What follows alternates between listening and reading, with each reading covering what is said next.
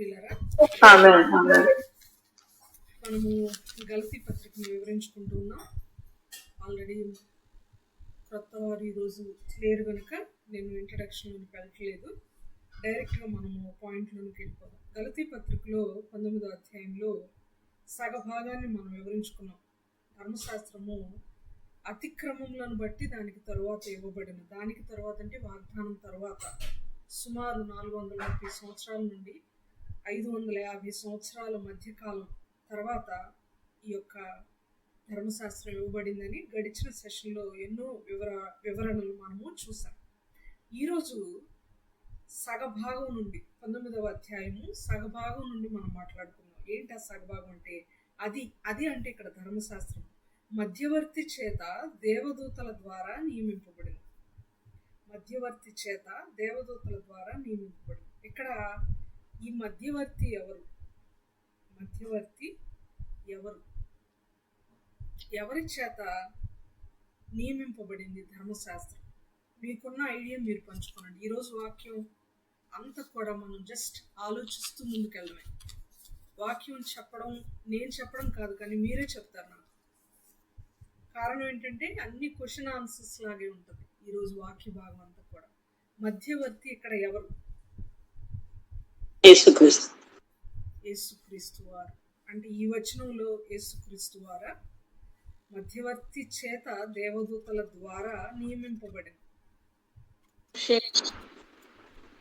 అంటే నరులకు దేవునికి మధ్యవర్తి యేసుక్రీస్తు.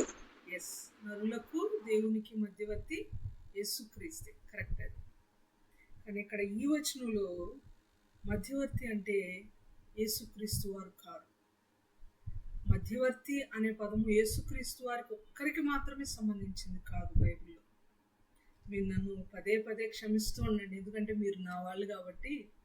నేను మిమ్మల్ని మీరు చెప్పిన జవాబు కరెక్ట్ కాదన్నా, నేను ఏదైనా వాక్యపరంగా ఆర్గ్యూ చేసినా, మిమ్మల్ని ఇబ్బంది పెట్టినా, కష్టతరమైన కిటుకులు పడే ప్రశ్నలు నేనేమైనా అడిగినా మీరు నన్ను క్షమిస్తూ నన్ను భరించండి. మీరు భరించాల్సిందే, నన్ను తప్పదు. పాస్టర్ గారు ఎలాగో భరిస్తారు నన్ను, మీరు కూడా నన్ను వారితో పాటుగా భరించాలి. ఇక్కడ మధ్యవర్తి అంటే యేసు ప్రభు వారు కాదు.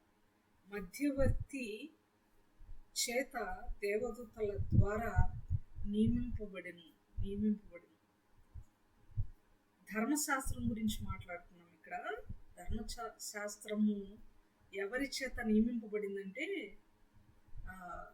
నియమించిన వాడు దేవుడే అయినా ఎవరి ద్వారా ఇవ్వబడిందంటే అక్కడ మీడియేటర్గా, దేవునికిని ప్రజలకును మీడియేటర్గా, మధ్యవర్తిగా మోషే గారు ఉన్నారు.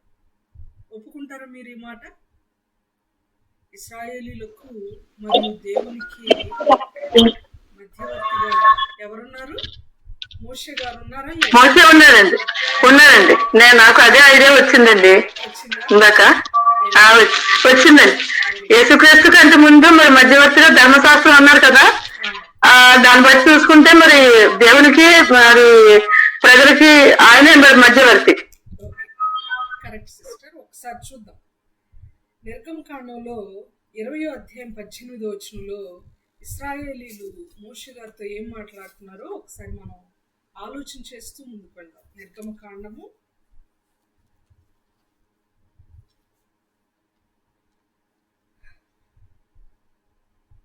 20వ అధ్యాయము 18వ వచనం. నిర్గమకాండము 20వ అధ్యాయము 18వ వచనం. ప్రజలందరూ ఆ ఉరుములు, ఆ మెరుపులు, ఆ బూర ధ్వనియు, ఆ పర్వత ధూమమును చూసి భయపడి తొలగి దూరంగా నిలిచి మోషేతో ఇట్లనిది. అదేనండి, చదవమంటారు ఇంకా? నీవు మాతో మాట్లాడము, మేము విందుము. దేవుడు మాతో మాట్లాడిన ఎడల మేము చనిపోదుము.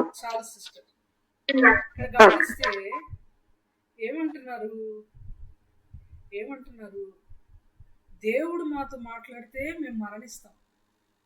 ఆ స్వరం, ఆ వాయిస్, ఆ సౌండ్ అదంతా మేము భరించగలిగినంత సాధారణమైంది కాదు. మేము దేవుడు మాట్లాడితే మేము మరణిస్తాం, నువ్వు మాట్లాడు, దేవుడు ఏం చెప్తున్నాడు అది ఆలకించి అది నువ్వు మాతో మాట్లాడు అని ప్రజలు మోషేతో అంటున్నారు. అంటే ఇక్కడ మోషే ఎలా కనపడుతున్నాడు మనకి? దేవుడు చెప్పిన మాటలను ఆయన విని అదే మాటలను ప్రజలకు తెలియజేసే ఒక మధ్యవర్తిగా కనబడలేదా? అవునండి. అందరూ మనకి ఒప్పందం ఉందండి. ఇది కరెక్టేనా? దేవుడు ప్రజలతో మాట్లాడకుండా దేవుడు మాతో మాట్లాడితే మేము మరణిస్తాం, కాబట్టి దేవుడు కాదు, దేవుని మాటలు మేము ఆలకించలేము, ఆలకిస్తే చనిపోతాం, ఆయన స్వరం మేము వింటే చనిపోతాం, నువ్వు మాకు చెప్పు ఆయన ఏం చెప్తున్నాడు అని ప్రజలు కోరుకుంటున్నారు. ఈ సందర్భంలో దేవుని మాటలను ప్రజలకు చేర్చే ఒక మధ్యవర్తిగా మోషే కనబడుతున్నాడా లేదా? కనబడుతున్నాడు. ఇంకా చూద్దాం, ఇంకా కొన్ని వచనాలను మనం చూద్దాం. ఈ గలతీ పత్రిక 3వ అధ్యాయం 19వ వచనంలో ధర్మశాస్త్రము మధ్యవర్తి చేత మరియు దేవదూతల చేత ఇవ్వబడింది అని చెప్తున్నాం కదా. మధ్యవర్తి మోషే అని ఒక వచనం, ఒక రెఫరెన్స్ చూసాం మనం. అంటే మధ్యవర్తి అనే పదము లేకపోయినా దేవుడు మాతో డైరెక్ట్ మాట్లాడితే మేము చనిపోతాం, దేవుని మాటలు నువ్వు మాకు తెలియచేయని ప్రజలు కోరుకుంటున్నట్టుగా చూసాం. ఇంకొక ప్రూఫ్ మనం ఆలోచన చేద్దాం. యోహాను స్వార్త 1వ అధ్యాయము, సువార్త క్రొత్త నిబంధనలు యోహాను స్వార్త 1వ అధ్యాయము 17వ వచనం ఒకసారి ఆలోచన చేద్దాం ప్రియులారా. యోహాను స్వార్త 1వ అధ్యాయము 17వ వచనం.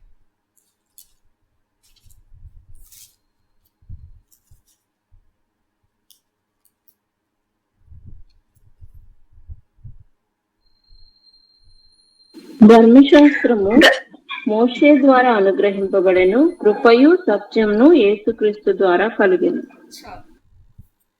గలతీ 3 ఇది ఈ వచనం ఇలాగే యోహాను సువార్త 1వ అధ్యాయము 17వ వచనం అలాగే ఆ పేజీని ఓపెన్ చేసుకొని ఉంచుకొని గలతీ పత్రిక 3:19 రెండవ భాగం మరొకసారి చదువుతారా? గలతీ పత్రిక 3:19 రెండవ భాగం మరొకసారి చదువుతారా? అది మధ్యవర్తి చేత దేవదూతల ద్వారా నియమింపబడెను. ఇక్కడ చూస్తే ధర్మశాస్త్రము మోషే ద్వారా అనుగ్రహింపబడెను. ఇక్కడ మధ్యవర్తి మోషేగా మనకి కనబడుతున్నాడు పిల్లలు, మోషేగా మనకి కనబడుతున్నాడు. మరొక వచనం చూద్దాం. అపోస్తుల కార్యముల గ్రంథము 7వ అధ్యాయము 38వ వచనం. అపోస్తుల కార్యముల గ్రంథము 7వ అధ్యాయము 38వ వచనం. స్టెఫన్ గారు ఏమంటున్నారో చూద్దాం. సీనాయి పర్వతం మీద తనతో మాట్లాడిన దేవదూతతోను మన పితరులతోను అరణ్యంలోని సంగమం నుండి మనకిష్టపు జీవవాక్యములను తీసుకున్న వాడితడే. ఇతనికి మన పితరులు లోబడిన. ఒక్క నిమిషం సిస్టర్, మీ వాయిస్ క్లియర్ గా వినపడలేదమ్మా నాకు. మరొకసారి చదవగలరా?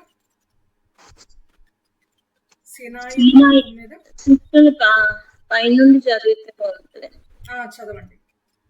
నా వంటి ఒక ప్రవక్తను దేవుడు మీ సహోదరులో మీకు పుట్టించును అని ఇశ్రాయేలీలతో చెప్పిన మోషే ఇతడే.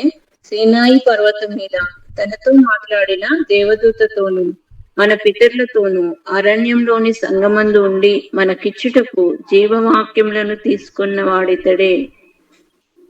ఓకే, ఇక్కడ గమనిస్తే మనము పాత నిబంధన అంతలో కూడా ఇప్పటికీ ఎన్నో మార్లు, తప్పు కాదు అది, అసత్యం అంతకంటే కాదు, ఎన్నోసార్లు దేవుడు మోషే ద్వారా ఇశ్రాయేలీలకు ఇచ్చిన 10 ఆజ్ఞలు, దేవుడు మోషే గారి ద్వారా ఇశ్రాయేలీలకు ఇచ్చినటువంటి కట్టడలు, న్యాయ విధులు, ధర్మశాస్త్రం అని మనం మాట్లాడుకుంటూ ఉంటాం. తప్పేం కాదు, అది కరెక్టే. కానీ ఇక్కడ చాలా స్పష్టంగా స్టెఫన్ గారు ఏమంటున్నాడంటే, ఆనాడు సీనాయి పర్వతం మీద దేవుడు కాదు మాట్లాడింది, దేవదూతలు మోషేతో మాట్లాడారు. తనతో మాట్లాడిన దేవదూతతోనూ అనే పదం ఇక్కడ స్పష్టం చేస్తున్నారు. స్టెఫన్ గారు. మనం ఆలోచన చేయాలి ఒక్కొక్కసారి. ఏమైనా ఆలోచన చేయాలి అని అంటే కొన్ని ఉదాహరణలు దేవదూత మాట్లాడినప్పటికీ దేవుడే మాట్లాడినట్టు. కారణం ఏంటంటే దేవదూత అక్కడ ఒక మెసెంజర్గా పంపబడ్డాడు. ఇప్పుడు దానియేలు గారితో గబ్రియేలు దూత అనేకమైన విషయాలు మాట్లాడాడు. ఆ విషయాలన్నీ మాట్లాడాడు అంటే గబ్రియేలు మాట్లాడినట్లా, గబ్రియేలు ద్వారా దేవుడు దానియేలుతో మాట్లాడినట్లా?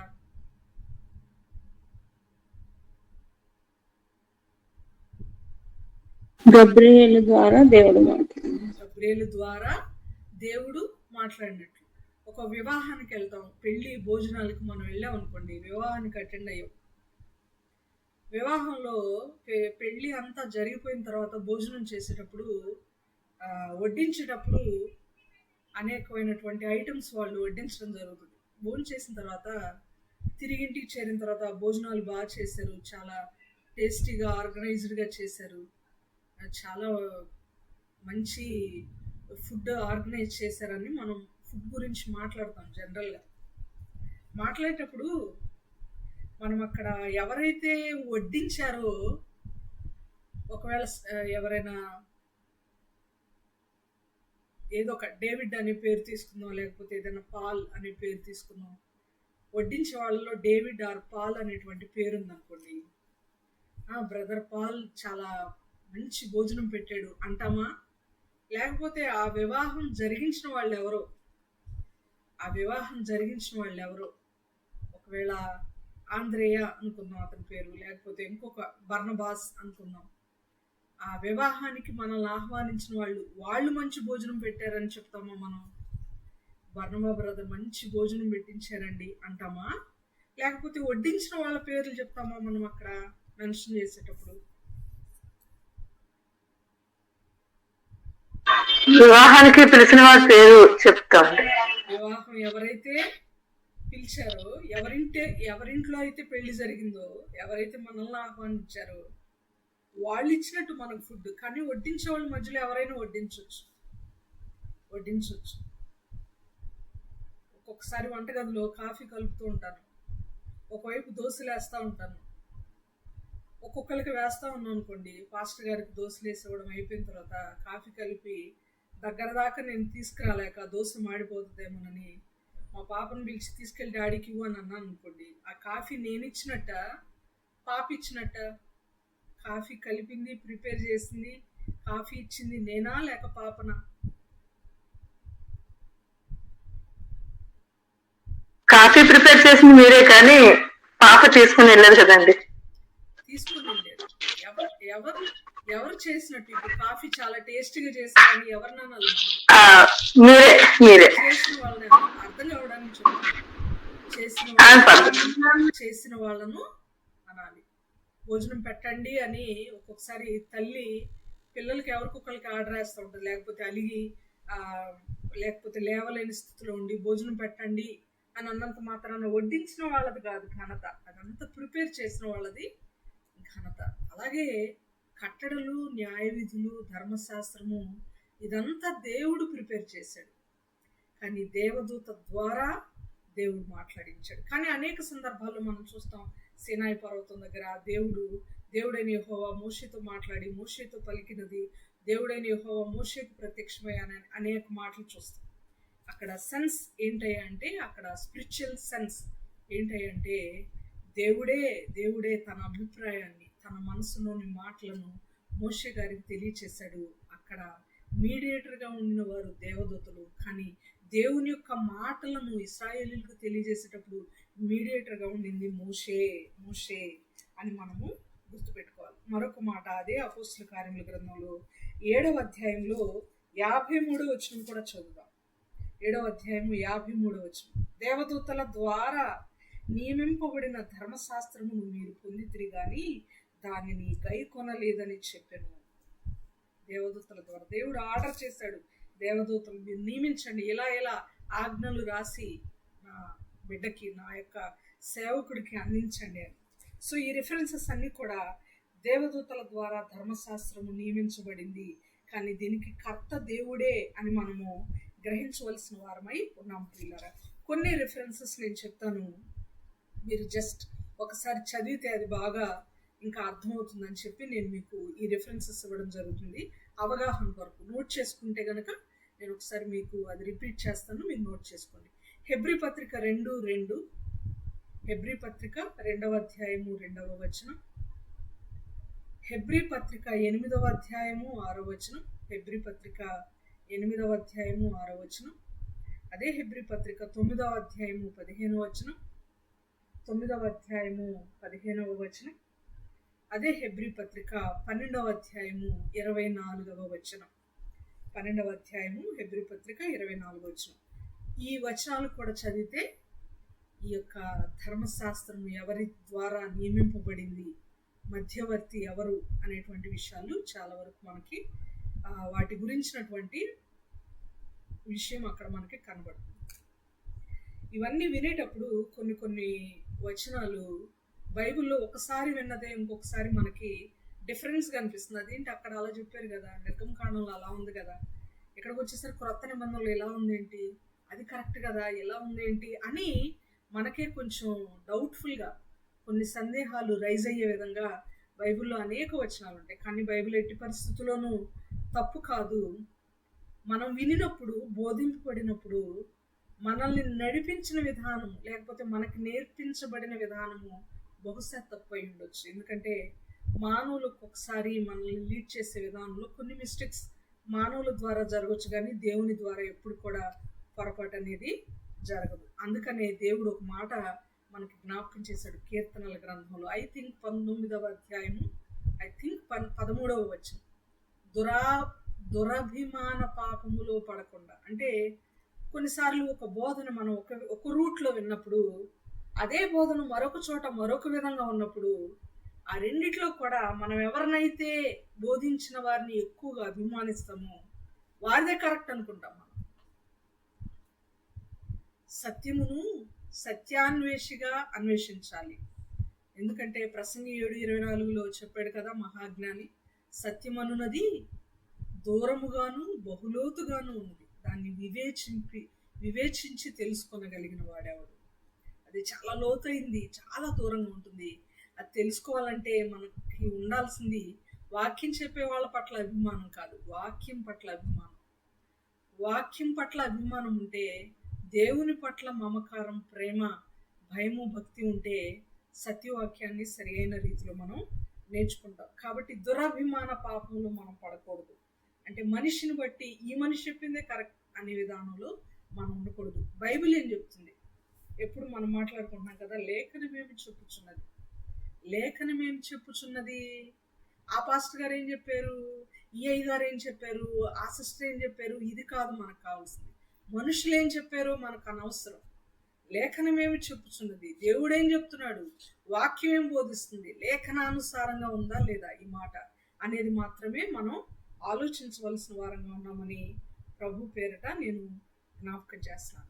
నేను ఈరోజు మాట్లాడాలనుకుంటున్నటువంటి టాపిక్ ఏంటంటే మధ్యవర్తి అనగానే దేవోరమ్మ గారు ఇమ్మీడియట్గా రైజ్ చేసిన పాయింట్ ఏంటంటే యేసు ప్రభు మధ్యవర్తి. Yes, it is 110% correct. Yesu ప్రభు మధ్యవర్తి అనే మాట మనందరం ఎరుగుతాము. సండే స్కూల్ పిల్లలు కూడా నేర్చుకున్నటువంటి మాట. 1 తిమోతి పత్రిక 2వ అధ్యాయం 5వ వచనంలో దేవుడు ఒక్కడే, దేవునికి నరులకును మధ్యవర్తి ఒక్కడే, ఆయనే క్రీస్తు యేసు నరుడు అనే మాట మన కంటతో వాక్యం.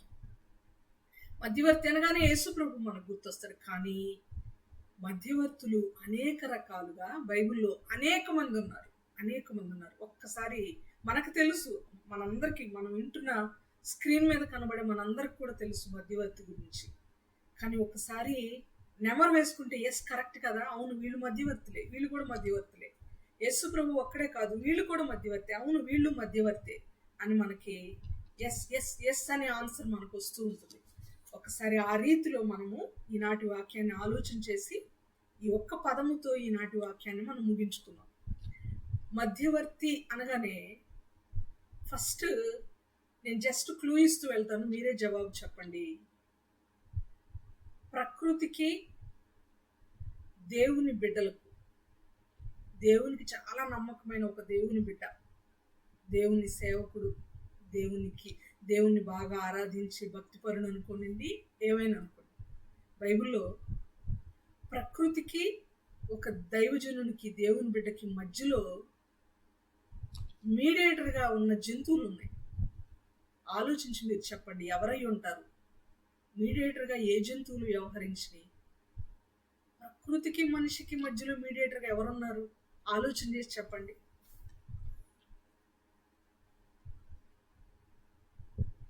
సైలెంట్గా మాత్రం ఉండదు.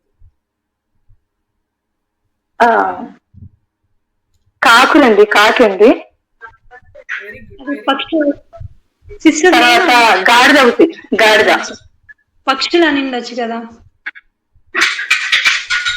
పక్షులు అనొచ్చు, పక్షులు అనొచ్చు. ఓకే, జంతువులు అన్నానా?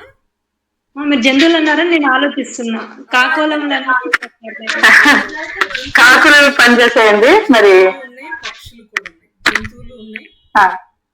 జంతువులు, గాడిద అవుతుందండి. జంతువు. Yes, Anita sister is correct. నేను జంతువు అని ఉండకూడదు. Exactly correct. I admit my mistake. పక్షులు అని ఉండాల్సింది, ఎందుకంటే పక్షులు జంతువుల లిస్ట్ లో రావు కదా. అవునండి, కాదండి, అవి పక్షులు వేరే, జంతువులు వేరే కదా. జంతువులు. అవునండి. కాకులు అన్న ఆన్సర్ మాత్రం కరెక్ట్. ఇంకా ఇంకా ఆలోచించండి. రాజు సిస్టర్ చెప్పిన ఆన్సర్ వెరీ గుడ్. వచ్చేసారు మీరు లైన్లోకి. మీరే చెప్పారు వాక్యం. ఎలా, ఎవరి విషయంలో? నోవాహు విషయంలో. నోవాహు విషయంలో.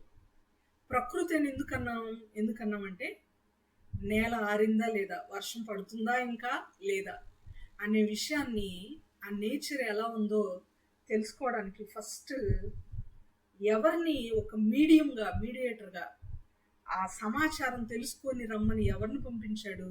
నోవాహు. ఫస్ట్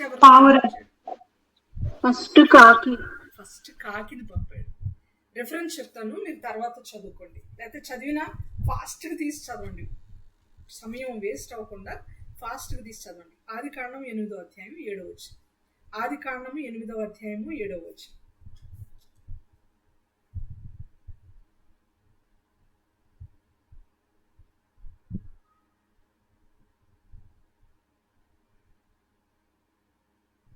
ఒక కాకిని వెలుపలికి పోవిడిచాను. అది బయటికి వెళ్లి భూమి మీద నుండి నీళ్లు ఇంకిపోయే వరకు అటు ఇటు తిరుగుతుండేను. చాలు. ఇక్కడ ప్రకృతికి దేవుని బిడ్డకి మధ్యలో ఆ సమాచారాన్ని తెలియచేయడానికి ఎవరు వాడబడ్డారు ఇక్కడ? ఒక పక్షి, bird. According to your suggestion, bird, ఒక పక్షి వాడబడింది, కాకి. అదే అధ్యాయంలో 8వ వచనం, అరుణ సిస్టర్ గారు చెప్పినట్లుగా 8వ వచనం గమనిస్తే, మరియు నీళ్లు నేల మీద నుండి తగ్గినవో లేదో చూచుటకు అతడు తన యొద్ద నుండి నల్ల పావురం ఒకటి వెలుపలికి పోవిడిచాను. ఇక్కడ నెక్స్ట్ ఎవరు వాడబడ్డారు? నల్ల పావురం వాడబడింది. ఇది ప్రకృతికి మానవునికి మధ్యలో ఉన్న మధ్యవర్తిత్వం. Number 1, point number 1. ఇప్పుడు పాయింట్ నెంబర్ 2లోకి వెళ్తాం. పాయింట్ నెంబర్ 2లో మనిషికి మధ్యవర్తులు చాలా మంది ఉన్నారు. మీకు తెలిసిన ఏదో ఒక ఎగ్జాంపుల్ చెప్పండి. మనుషులకి మధ్యవర్తులుగా వీళ్ళు చెప్పిన ఇన్ఫర్మేషన్ ఇంకొకరి దగ్గరకు తీసుకెళ్ళి, మా అయ్యగారు ఎలా అనుకుంటున్నారు, లేకపోతే మా ఇంటి యజమాని ఎలా అనుకుంటున్నారు, మరి మీరేమంటారు అని ఒక మీడియేటర్గా పనిచేసిన వాళ్ళు చాలా మంది ఉన్నారు. ఎవరైనా ఒకరి పేరు మీరు చెప్పండి. మనిషికి మధ్యవర్తి.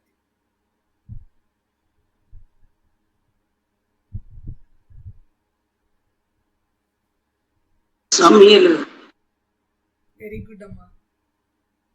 మిమ్మల్ని నేను వెరీ గుడ్ అంటావు ఏంటమ్మా? అసలు సంతోషం, చాలా అద్భుతమైన ఆన్సర్. ఇంకా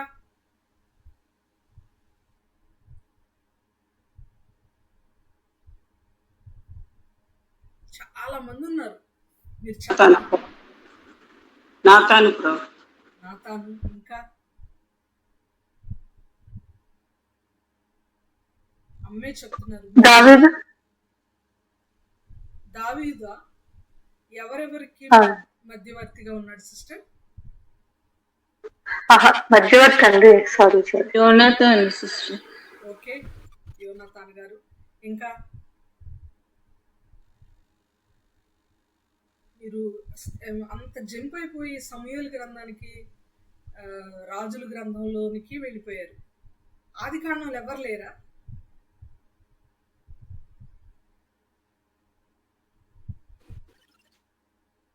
ఎలియాజర్. Exactly correct. ఎలియాజర్ గారు అబ్రహాముకున్నటువంటి మనసులో మాటను తీసుకొని వెళ్ళి ఎక్కడ చెప్పాడు? ఏ ఇంట్లో చెప్పాడు?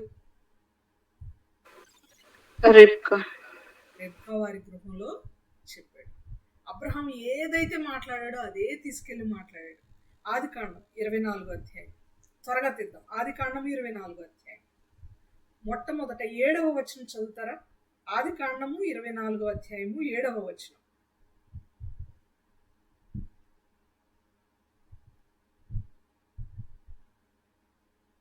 నా తండ్రి ఇంట నుండి నేను పుట్టిన దేశము నుండి నన్ను తెచ్చి నాతో మాటలాడి నీ సంతానమునకు నీ దేశము నేనిచ్చేదనని నీ దేశము నిచ్చేదనని ప్రమాణం చేసి నాతో చెప్పిన పరలోకపు దేవుడగు యెహోవా తన దూతను నీకు ముందుగా పంపును. అక్కడ నుండి నీవు నా కుమారునికి భార్యను తీసుకుని వచ్చదు. ఎవరితో అంటున్నారు ఈ మాటలు? ఎవరితో అంటున్నారు ఈ మాటలు? అబ్రహాం గారు ఎలియాజర్తో అంటున్నటువంటి మాటలు. ఎలా చెప్పాడో అదే మాటల్ని ఎంటర్ అయిపోయి రెబ్కా వారి గృహంలోనికి వెళ్ళిపోయి 38వ వచనంలో అవే మాటలు అక్కడ రిపీట్ చేస్తున్నాడు. ఒకసారి 38వ వచనం గమనిద్దాం. ఆది కాండము 24వ అధ్యాయము 38వ వచనం. అయితే నా తండ్రి ఇంటికి నా వంశస్థుల యొద్దకును వెళ్ళి నా కుమారునికి పెండ్లి చేయుటకు ఒక పిల్లను తీసుకొని రావాలని నా చేత ప్రమాణము చేయించాను. 7వ వచనం కంటే కూడా ముందు ఫస్ట్ నుంచి మీరు చదవండి. ప్రమాణం చేయించుకుంటాడు. నువ్వు వెళ్ళి అక్కడ నుంచి నా కుమారుడు కోసం ఒక పిల్లని తీసుకురావాలని. ఏ మాటలైతే అబ్రహాము ఎలియాజర్తో చెప్పాడో అదే మాటలు ఎలియాజరు రెబ్కా తండ్రితో చెప్తున్నాడు. ఇక్కడ మనం నేర్చుకోవాల్సిన ఒక గొప్ప ఆత్మీయ పాఠం ఉంది. ఏంటో తెలుసా?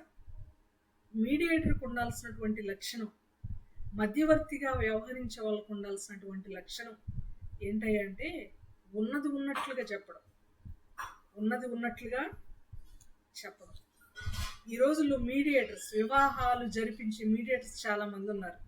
ఆశ్చర్యకరమైన విషయం ఏంటంటే పాస్టర్స్ అనే వాళ్ళు కూడా చాలా మంది మీడియేటర్స్గా వ్యవహరిస్తూ ఉంటారు. మంచిదే, రెండు కుటుంబాలను జతపరచడం మంచి కార్యమే అది. కానీ దానిలో చాలా సత్యం అనేది, ట్రాన్స్పరెన్సీ అనేది చాలా ఇంపార్టెంట్.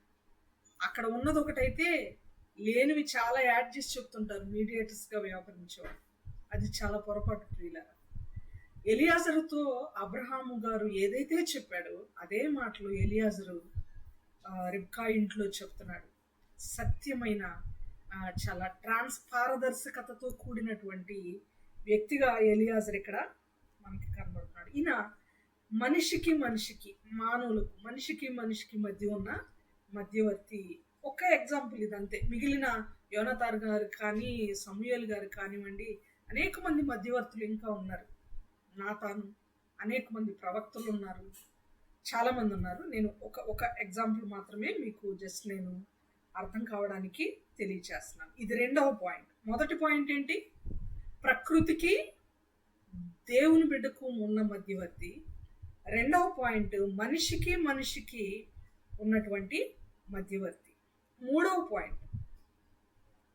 పాయింట్ లేకపోతే రెండవ పాయింట్లోని సెకండ్ ఎగ్జాంపుల్ అని మీరు అనుకోండి. మనిషికి ఉన్న మధ్యవర్తే ఒక చోట యాకోబు గారు, నేను మిమ్మల్ని క్వశ్చన్స్ అడగట్లేదు ఎందుకంటే ఆల్రెడీ ఈ ఎగ్జాంపుల్ చెప్పారు, చాలా పేర్లు మీరు చెప్పారు కాబట్టి.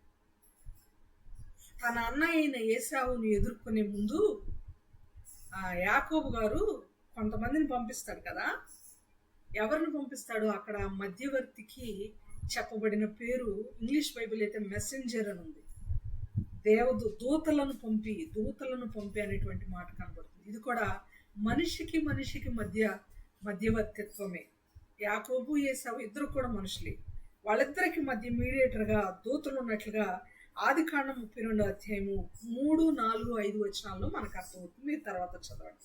ఆదికాండము 32 అధ్యాయము 3, 4, 5 వచనాల్లో నాకంటే ముందుగా వెళ్ళి నా ప్రభు లేకపోతే నా అన్న నా సహోదరుని మీరు కలుసుకొని ఈ విధంగా చెప్పండి అని చెప్పి దూతలను తనకంటే ముందుగా యాకోబు పంపినట్లుగా మనం చూస్తాం ప్రియులారా.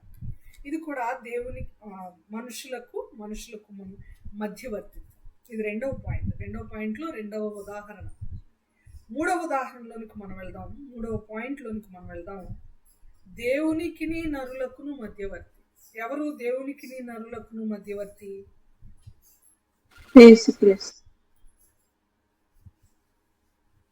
యేసుక్రీస్తేనా? ఇంకెవరు లేరా?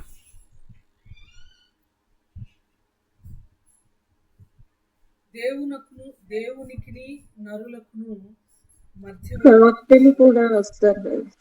ఎగ్జాక్ట్లీ, ప్రవక్తలు వస్తారు. ఇంకా ప్రవక్తల కంటే ముందు దేవునికి నరులకును మధ్యవర్తులు అనేక మంది ఉన్నారు. ఎగ్జాక్ట్లీ, యాజకులు. క్రొత్త నిబంధనలో కదా, తిమోతి పత్రికలో మనం చూస్తున్నాం దేవునికి నరులకును మధ్యవర్తి ఒక్కడే అనే మాట. కానీ అంతకుముందు పూర్వము అనగా పాత నిబంధనలో యాజకులు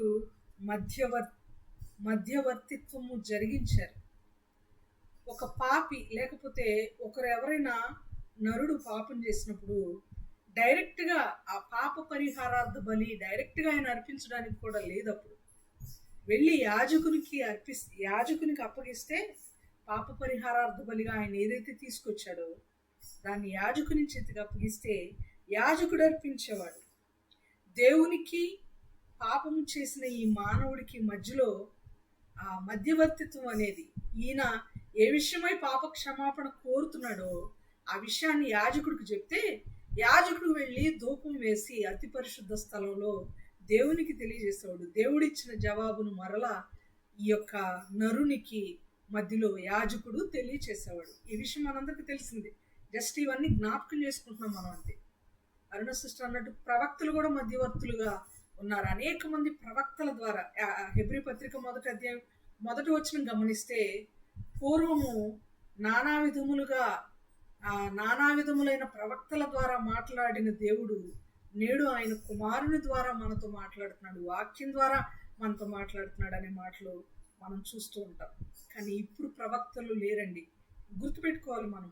ఆయన ఒక ప్రవక్త ద్వారా పలికించిన మాటలు. ఎవరో రీసెంట్గా ఒక చోట సాక్ష్యం చెప్తూను రీసెంట్గా విన్నాను. ఎవరు చెప్పారనేది నాకు వెంటనే గుర్తు రావట్లేదు. కానీ తన ప్రవక్త ద్వారా దేవుడు నాతో ఇలా మాట్లాడించాడు, తన ప్రవక్త ద్వారా మాట్లాడించాడని ఒక దైవజనుని పేరు మెన్షన్ చేసి మరి సంథింగ్ సాక్ష్యంలో చెప్పారు.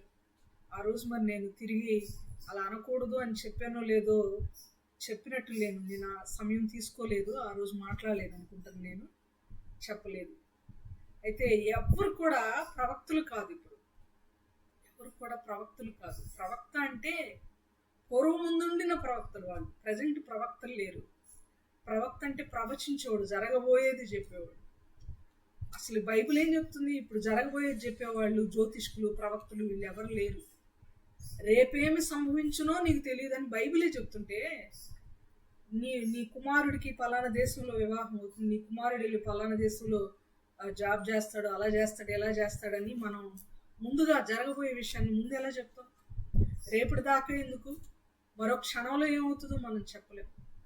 కాబట్టి ప్రవక్త అని ఎవరికి మనం పేరు పెట్టకూడదు. ఇప్పుడు ప్రవక్తలు ఉన్నారు, ప్రవక్తలు ఉండవలసిన అవసరత ఉంది. పూర్వం పాత నిబంధన కాలంలో, కొంతకాలంలో క్రొత్త నిబంధనలోను ఆ విధంగా ప్రవక్తలు అప్పుడున్నారు. కానీ ఇప్పుడు ప్రవక్తల అవసరం మనకు లేదు. జరగబోయే వాటిని ముందుగా తెలుసుకొనవలసిన అవసరం కూడా లేదు. దేవుడే చెప్తున్నాడు కదా, కాలములను సమయములను తండ్రి తన స్వాధీనం అందించుకొని ఉన్నాడు, వాటిని తెలుసుకునేటం మీ పని కాదు. ఏ టైంలో ఏమవుతుందో ముందుగా అసలు తెలుసుకోకూడదు అని దేవుని యొక్క వాక్యం సెలవిస్తుంది. కాబట్టి పూర్వము దేవుడు ప్రవక్తల ద్వారా కూడా మీడియేటర్ వర్క్ జరిగించాడు. దేవుని యొక్క మనస్సును రాజుల ద్వారా, మరి ముఖ్యంగా ప్రవక్తలు అనేవాళ్ళు దేవుడు చెప్పిన మాటలను రాజులకు ఎక్కువ తెలియజేసేవాడు. తర్వాత దేశంలో ఉన్న ప్రజలకు తెలియజేస్తూ ఉండేవాడు. ఒక్కొక్కసారి వ్యక్తులకు తెలియజేసినటువంటి సందర్భాలు ఉన్నాయి. మీకా గారు ఒక ప్రవక్త కదా, యెషయా గారు ఒక ప్రవక్త. వారు దేవుని బిడ్డలైనటువంటి కొన్ని జనాంగాలకి, కొన్ని రాజ్యాలకు దేవుని యొక్క వాక్కును, దేవుని యొక్క మనసును తెలియజేసిన వారుగా, యోనా గారు, అనేక మంది ప్రవక్తలు దేవుని మనసును తెలియజేసిన వారుగా మనకి కనబడుతున్నారు. ఇప్పుడు 3వ పాయింట్లో మనం ఉన్నాము. దేవునికిని నరులకును మధ్యవర్తి ఎవరు అనంటే యాజకులు, ప్రవక్తలు కదండి. యాజకులు, ప్రవక్తలు. అంతేకాదు, ఇక్కడ మనం చెప్పుకోవాలి ఒక జంతువు కూడా.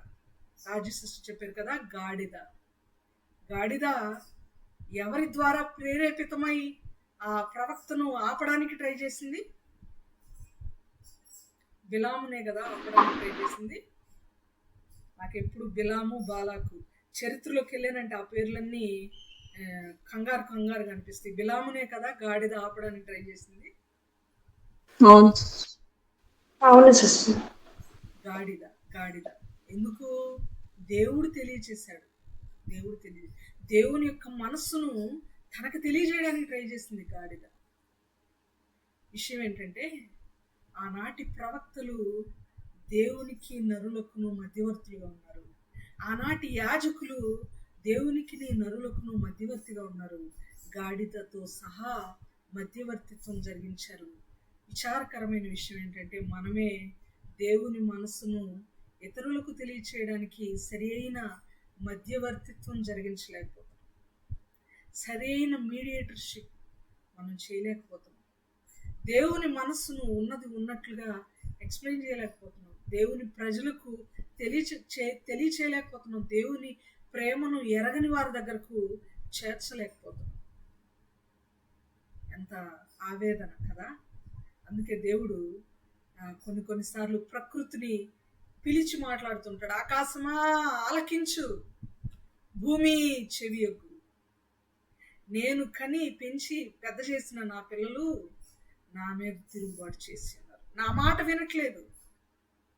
జంతువులైన వాటి యజమానుల యొక్క స్వరాన్ని గుర్తుపడుతున్నాయి కానీ నా స్వరం వీళ్ళు గుర్తుపట్టట్లేదు. నా స్వరం ఏంటో వీళ్ళకి అర్థం కావట్లా. నా ఇంటెన్షన్ వీళ్ళకి అర్థం కావట్లా. నా మనస్సు వీళ్ళు గ్రహించలేకపోతున్నారు. నేనేం కోరుకుంటున్నానో, నాకెంతటి ఆత్మల దాహం ఉందో దాన్ని ప్రజల దగ్గరకు తీసుకెళ్ళి వీళ్ళు బోధించలేకపోతున్నారు. నా మాట వినట్లేదు వీళ్ళు. నేను కోరుకున్న పని నేను చెప్పినట్లుగా వీళ్ళు నడుచుకోవట్లేదని దేవుడు మనుషులతో మాట్లాడకుండా ఆకాశముతో, భూమితో మాట్లాడుతాడు. అంతేకాదు, పర్వతముతో, చెట్లతో కూడా ఆయన మాట్లాడాడు. మన చుట్టూ సాక్షులుగా ప్రకృతి నుంచాడు, రాళ్లతో మాట్లాడాడు. ఆలోచన చేయాలి. ఇక్కడ మీడియేటర్షిప్ జరిగించినటువంటి వాళ్ళల్లో యాజకులు ఉన్నారు. ఒక్క వచనం మనం చూద్దాం. లేవియ కాండము 4వ అధ్యాయము 35వ వచనం ప్లీజ్. లేవియ కాండము 4వ అధ్యాయం, కమాన్. లేవియ కాండము 4వ అధ్యాయము 35వ వచనం.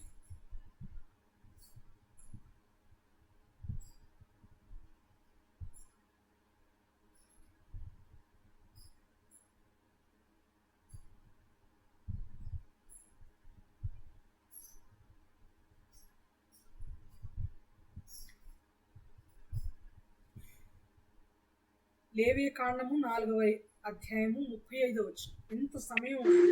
మరియు సమాధానపడి పశువు యొక్క క్రొవ్వును తీసినట్లు దీని కొవ్వంతయు తీయవలను. ఆ యాజకుడు యెహోవాకు అర్పించు హోమముల రీతిగా బలిపీఠం మీద వాటిని ధూపము వేయవలను. అతడు చేసిన పాపం విషయమై యాజకుడు అతని నిమిత్తము ప్రాయశ్చిత్తం చేయగా అతనికి క్షమాపణ కలుగును. ఇందాక మాట్లాడుకున్నాం కదా, పాపము చేసిన వానికి పాప క్షమాపణ కలగాలంటే డైరెక్ట్ గా దేవుణ్ణి సంప్రదించడానికి లేదు, యాజకుడిని సంప్రదించాలి. యాజకుడు ధూపం వేసిన ఎడల ఆ మనిషి చేసినటువంటి పాపం విషయమై, పాపము చేసిన వారు ఎవరైతే ఉన్నారో అతని నిమిత్తము ప్రాయశ్చిత్తముగా దేవుడు ఇది చేసినప్పుడు యాజకుడు, ఒక నిమిషం చిన్ని,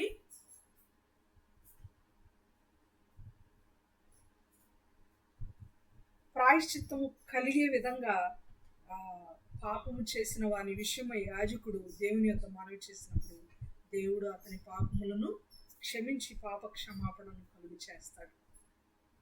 ఇది అలా జరిగేది. మీడియేటర్షిప్ యాజకులు అలా చేసేవారు. మీరు జ్ఞాపకం ఉంచుకున్నట్టుగా ప్రవక్తలు కూడా అలా చేశారు, జంతువు కూడా అలా చేసింది. మనం గుర్తుపెట్టుకున్నాం ప్రియులారా. ఇది ఎన్నవ మధ్యవర్తి, ఇది మధ్యవర్తులు ఎందరు అనే దానిలో ఎన్నవ పాయింట్ ఇది? మూడవ పాయింట్. 4వ పాయింట్లోకి వెళ్దాం. 4వ పాయింట్ ఇది మనం చెప్పుకున్నాము. దేశ ప్రజలకు రాజులకు మధ్యలో మధ్యవర్తి మాట్లాడుకున్నాం, కానీ ఈ పాయింట్ అనుకోలేదు. దేశ ప్రజలకు రాజులకు, దేశానికి ఆ రాజుకి మధ్యలో కూడా మధ్యవర్తిత్వం జరిగేది. సీక్రెట్గా కొంతమందిని రాజులు ఏర్పాటు చేసుకునేవారు. ఆ కాలంలో ఏర్పాటు చేసుకుని దేశం ఎలా ఉంది, దేశం అంతా నెమ్మదిగా ఉందా, ఏమైనా అననుకూలమైన పరిస్థితులు ఎదురయ్యాయా, ఎలా ఉంది అని చెప్పి కనుక్కోవడానికి దేశంలో ఉన్నటువంటి పరిస్థితులన్నింటినీ గమనించి రాజుకు వర్తమానం తీసుకురావడానికి కొంతమంది మధ్యవర్తిత్వము జరిగించేవాళ్ళు. క్లియర్గా మధ్యవర్తి అనే పాయింట్ లేకపోయినా ఆ అర్థం కలిగినటువంటి పాయింట్ ఒక చోట మనం చూద్దాం. యెహోషువ గ్రంథము 2వ అధ్యాయము 2వ వచనం. యెహోషువ గ్రంథము 2వ అధ్యాయము 2వ వచనం.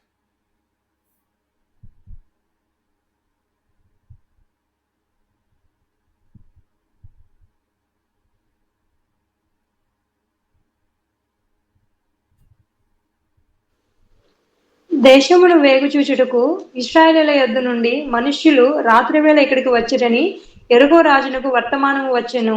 చాలు సిస్టర్. సీక్రెట్ గా మొదటి వచనం గమనిస్తే యెహోషువ 2 మనుషుల్ని పంపించాడు కదా వేగు చూడడానికి. రహస్యంగా అనే పదం కూడా అక్కడ ఉంది. సీక్రెట్ గా పొరపాటున అన్నానా అని అనుకున్నాను నేను. రహస్యముగా పంపిన అనే మాట మొదటి వచనం. వాళ్ళు రాహాబ్ అనే వేసి అంటే చేరారు. ఆ విషయం రాజుకి వెళ్ళిపోయింది, రాజుకి వర్తమానం వెళ్ళిపోయింది కదా. ఏంటి ఆ రాజ్యం పేరేంటి? ఎరికో. Right, very good sister. ఎరికోను వేగు చూచుటకు యెహోషువ 2 మనుషుల్ని రహస్యంగా పంపినప్పుడు, ఎంత రహస్యంగా పంపినా అక్కడ సీక్రెట్ ఏజెంట్స్ ఉన్నారు. ఎరికో రాజుకి ఆయన చేత నియమించబడిన వాడు. ఆయనకు వర్తమానం పంపేసేసారు. 2వ వచనంలో రాజునకు వర్తమానము వచ్చినంటే అక్కడ వర్తమానం తెచ్చిన వాళ్ళు ఉన్నారు, వాళ్ళే మధ్యవర్తులు. దేశంలో ఏం జరుగుతుందో అది దేశ ప్రజలు నిమ్మలంగా ఉన్నారా, రాజుకు వ్యతిరేకంగా ఏమన్నా జరగబోతుందా, దేశానికి ప్రమాదకరంగా ఏమన్నా జరగబోతుందా అని తెలుసుకొని రాజుకు వర్తమానం చేసేవాళ్ళు ఉన్నారు. వీళ్ళు ప్రజలకు లేక దేశమునకు రాజుకు మధ్యలో ఉండేటువంటి మధ్యవర్తిత్వం జరిగించేవాళ్ళు లేక మధ్యవర్తులు. ఎన్నో పాయింట్ ఇది? 4వ పాయింట్. ప్రశ్న నాదే, సమాధానం నాదే. రైట్, 4వ పాయింట్. 5వ పాయింట్లోనికి మనం వెళ్దాం. ప్రకృతికి మానవునికి మధ్యవర్తిత్వం. ప్రకృతికి మానవునికి మధ్యవర్తిత్వం. మానవునికి కాదు, ప్రకృతికి దేవునికి మధ్యవర్తిత్వం కూడా జరిగింది. ఇది పాత నిబంధన కాదు, క్రొత్త నిబంధన. వెంటనే మనకి ఐడియా రావాలి. ఎక్కడో చెప్పగలరా? ప్రకృతికి దేవునికి మధ్యలో మధ్యవర్తిత్వం జరిగింది. యేసుక్రీస్తు వారు. ఎలా చెప్పగలరు సిస్టర్? బహుశా కరెక్ట్ ఉండొచ్చు. అంటే తుఫాన్, ఫిష్లు పడవలో ఉన్నప్పుడు తుఫాను ఓకే వచ్చినప్పుడు గద్దిస్తారు కదా. గద్దిస్తాడు, కరెక్టే. గద్దించినప్పుడు నిమ్మలించుము, ఆగిపో, నిమ్మలించు అని చెప్పి అలలను గద్దిస్తాడు. అక్కడ తండ్రి అయిన దేవుని ఇంటెన్షన్ ఏం లేదు కదా.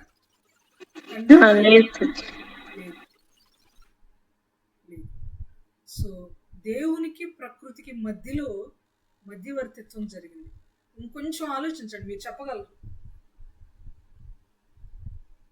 జస్ట్ ఆలోచన చేద్దాం. నాకు ఇవన్నీ ఒక్కసారి వచ్చిన ఆలోచనలు ఏం కాదు. 6 గంటల నుండి నేను ఆలోచించుకొని నేను నోట్ చేసుకున్నా. మీరు కూడా కొంచెం ఆలోచిస్తే మీరు చెప్పగలరు. ఈలోపు నేను కొంచెం రెస్ట్ తీసుకుంటాను.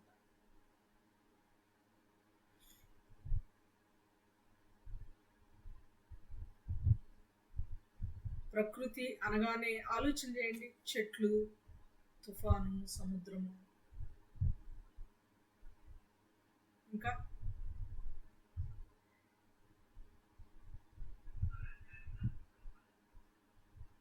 ఆలోచన చేస్తున్నారా?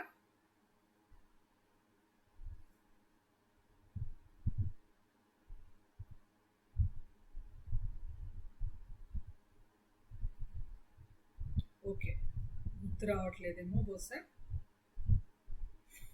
లూకాసు వార్త 13వ అధ్యాయంలో ఉంటుంది.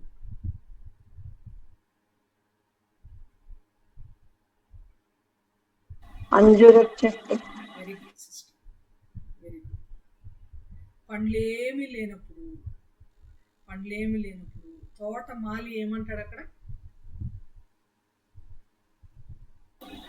ఇదొక సంవత్సరం ఉందని, ఒక సంవత్సరం ఉండనిమ్మని ఎవరిని రిక్వెస్ట్ చేస్తాడు ఆయన? ఎవరి నిమిత్తం ఎవరిని రిక్వెస్ట్ చేస్తాడు?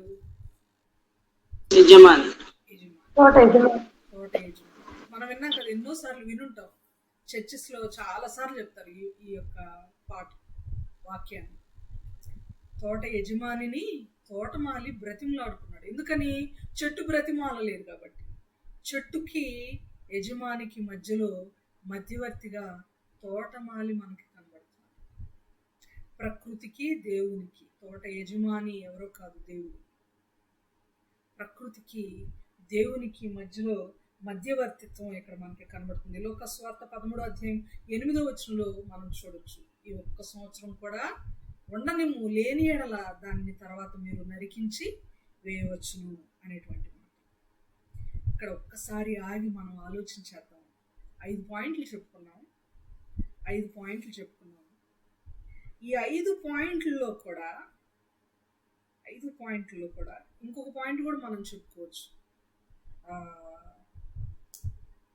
దేవునికిని ప్రవక్తకును మధ్యలో, దేవునికిని ప్రవక్తలకు మధ్యలో కూడా మధ్యవర్తిత్వం ఉంది. ప్రవక్తలే మధ్యవర్తులుగా ఉన్నారు, మీడియేటర్స్గా ఉన్నారు. దేవునికి మనుషులకి, దేవునికి రాజులకు, దేవునికి దేశానికి మధ్యలో ప్రవక్తలు మీడియేటర్లుగా ఉన్నారు. కానీ దేవునికి ప్రవక్తలకు కూడా మధ్యలో ఒక మీడియేటర్ ఉన్నారు.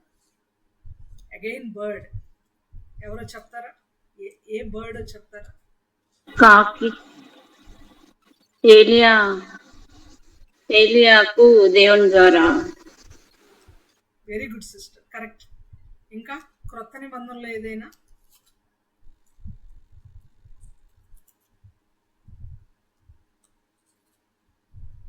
దేవునికి ప్రవక్తకు మధ్యలో మధ్యవర్తిగా ఉన్న మరొక బర్డ్ కాకి. కరెక్ట్. ఆఫ్ కోర్స్, దేవుడు ఆహారం పంపించమని కాకోలాలకి ఆజ్ఞాపించినప్పుడు అవి దేవుడు చెప్పిన పని చేసాయి.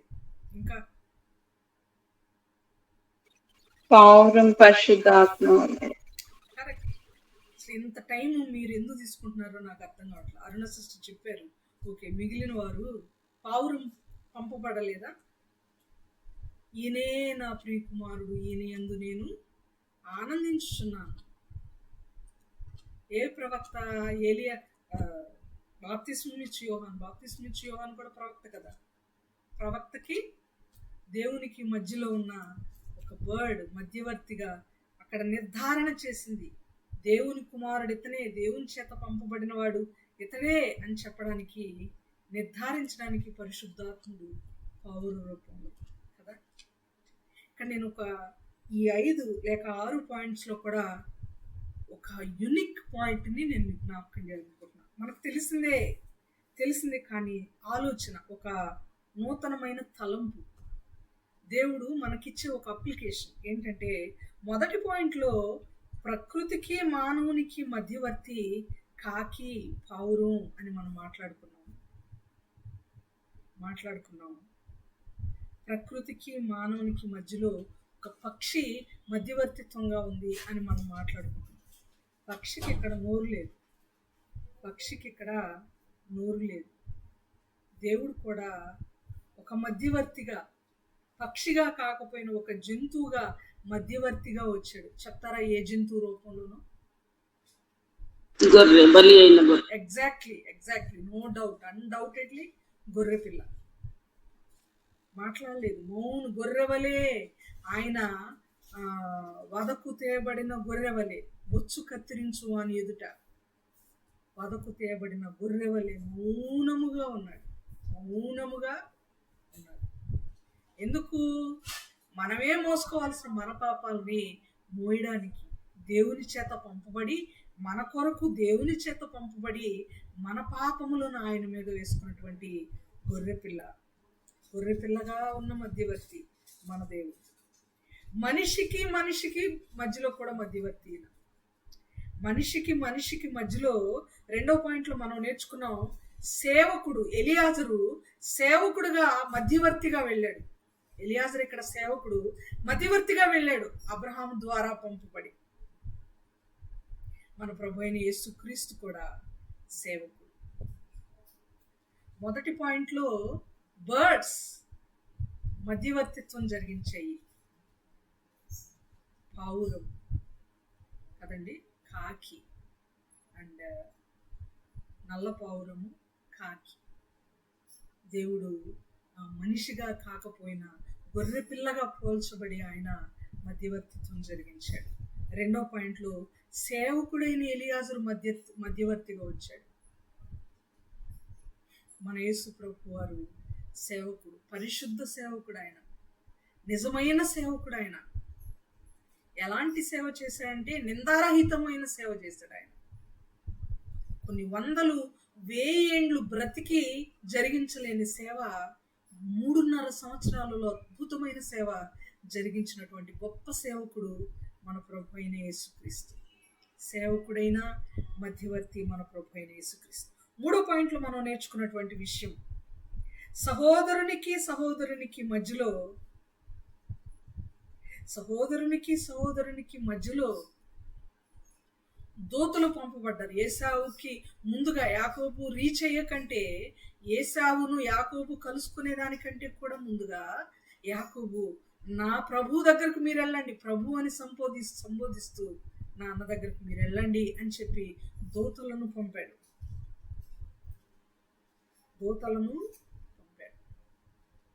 సహోదరునికి మధ్యలో ఉన్న దూత అయిన మధ్యవర్తి మూడో పాయింట్లో మనం చూసాం. ఈయన మన దూత, దేవుని యొద్ద నుండి పంపబడిన దూతగా చెప్పబడ్డాడు అనేకమైన ప్రవచనాలలో. పరిశుద్ధ దూత, దేవుని యొద్ద నుండి పంపబడినవాడు. సహోదరునికి మధ్యలో సమాధానం కలిగించడానికి ఆయన వచ్చాడు. ఆయన పేరే సమాధానకర్త. ఆయన పేరు సమాధానకర్తనే మధ్యవర్తి మన ప్రభు అయిన యేసుక్రీస్తు. అది మనం మూడో పాయింట్ నుండి నేర్చుకోవాల్సిన, ఆలోచించవలసిన లోతైన పాయింట్ అని నేను మీకు జ్ఞాపకం చేస్తున్నాను ప్రియులారా. నాలుగో పాయింట్లో దేశ ప్రజలకును రాజులకును మధ్యవర్తి.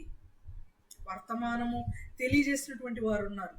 వేగులు వారు వచ్చారయ్యా అని ఎరుకో రాజుకు వర్తమానం తెలియజేసినటువంటి వాళ్ళు ఉన్నారు. యెహోషువ గ్రంథం 2:2 దేశమును గూర్చి రాజుకు తెలియజేసేటువంటి మధ్యవర్తి. ఇక్కడ నాలుగో పాయింట్లో మనం చూస్తాం. లోకమును గూర్చి, లోకంలో ఉన్నటువంటి స్థితిగతుల గురించి యెహోషువ 2:2 అయితే ఒక ఎరికో దేశంలో ఉన్న స్థితిగతులే తెలియజేశారు వాళ్ళు మధ్యవర్తులు రాజుకి. కానీ మన మధ్యవర్తి మన ప్రభు అయిన యేసుక్రీస్తు లోకంలో ఉన్న సమస్తమును గురించి ఎప్పుడు కూడా తండ్రికి అప్డేట్ చేస్తూ వచ్చాడు. అయ్యా, లోకమునంతటి నాకు అప్పగించావు, లోకంలో ఉన్నదంతయు నీది, నీ వల్ల నాకు అప్పగించబడింది, ఈ అధికారం నీవు నాకు అనుగ్రహించింది, వీళ్ళందరినీ నువ్వు నాకు అనుగ్రహించావు కదా, నువ్వు నేను ఏకమై ఉన్నట్లుగా వీళ్ళు నేను కూడా ఏకమై ఉండులాగున, వీళ్ళు కూడా ఏకమై ఉండులాగున, మనం ఐక్యమై ఉండినలాగున వీరును ఒకరితో ఒకరు ఐక్యమై ఉండులాగున వీరికి నువ్వు సమాధానాన్ని దయచే, నీ వాక్యం చేత వీరిని ప్రతిష్ఠించు, వాళ్ళ ఐక్యత వాళ్ళు తెలుసుకునే కృపను వీళ్ళకి దయచే అని చెప్పి యోహాను సువార్త 17వ అధ్యాయంలో ఎంత చక్కని ప్రార్థన చేస్తాడో. యేసు ప్రభువారు. ఎంత గొప్ప మధ్యవర్తి ఆయన. లోకం మొత్తమునకు తండ్రి అయిన దేవునికి మధ్యలో మధ్యవర్తిగా ఉన్నాడు ఆయన. మధ్యవర్తిగా ఉన్నాడు ఆయన.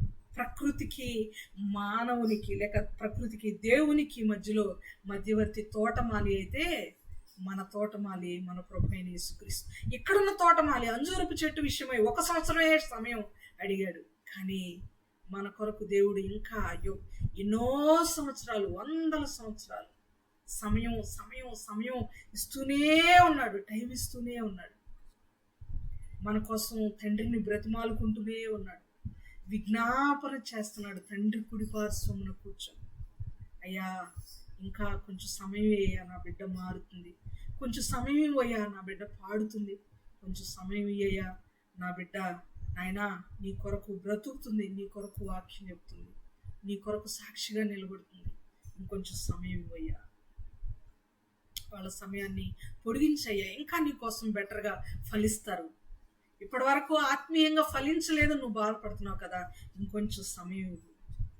1 సంవత్సరమా, ఇంకొక సంవత్సరం.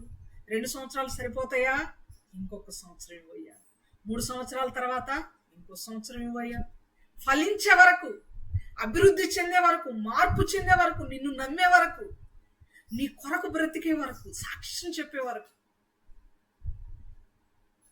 తన జీవితాన్ని ఫణంగా నీ కొరకు నిజంగా సజీవయాగంగా నీ కొరకు అర్పించి బ్రతికే వరకు సమయం ఇస్తూనే ఉండయ్యా. సమయం సమయం సమయం. యేసయ్య మనకు సమయం ఇచ్చాడు అని అంటుంటాం. యేసయ్య ఆధీనంలో కూడా లేవు. కాలములను సమయములను తండ్రి తన స్వాధీనమందు ఉంచుకుని ఉన్నాడు. మనకి ఇంకా ఇంకా ఇంకా ఈ భూమి మీద నూకులు ఉన్నాయంటే, మనం బ్రతుకుతున్నామంటే, మనం ఏదో గొప్పగా పాడతామని కాదు, గొప్పగా వాక్యం చెప్తామని కాదు, మనం ఏదో ఎర్రగా బుర్రగా అందంగా ఉన్నామని కాదు, మనం తినే మంచి ఫుడ్ వల్ల మనం బ్రతుకుతున్నామని కాదు. మనము మన తల్లిదండ్రులు మన కొరకు టిల్ ద మూమెంట్ ప్రార్థన చేస్తూ విజ్ఞాపన చేస్తూ భక్తిగా బ్రతికారని కాదు. మనం బ్రతుకుతుంది మన భక్తి వలన, మన నీతి వలన, మనలో ఉన్న గొప్పతనం వలన కాదు.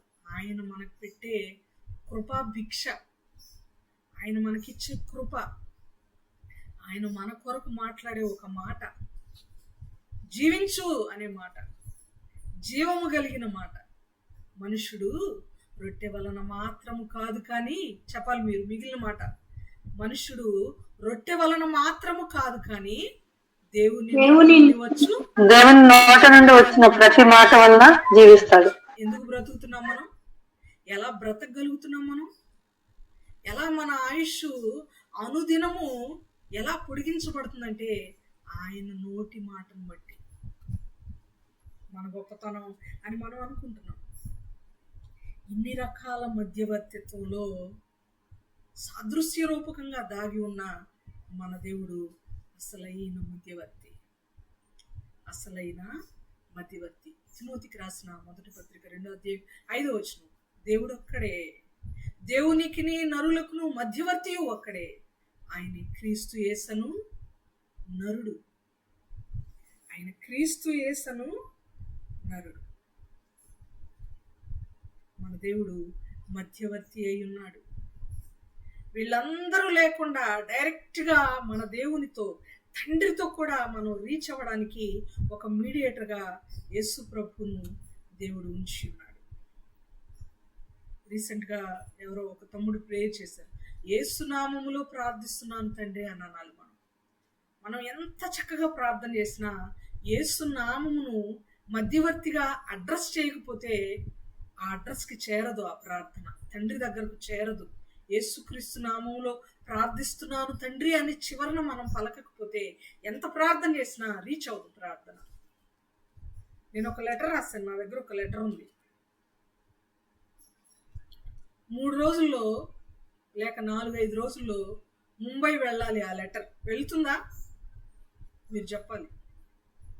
నేను ఒక ఉత్తరం రాసి ఉంచుకున్నాను నా దగ్గర. నా స్నేహితురాలు ఒకరు ముంబైలో ఉన్నారు, వారికి ఆ లెటర్ 3 లేక 4, 5 రోజుల్లో చేరాలి. చేరుతుందా?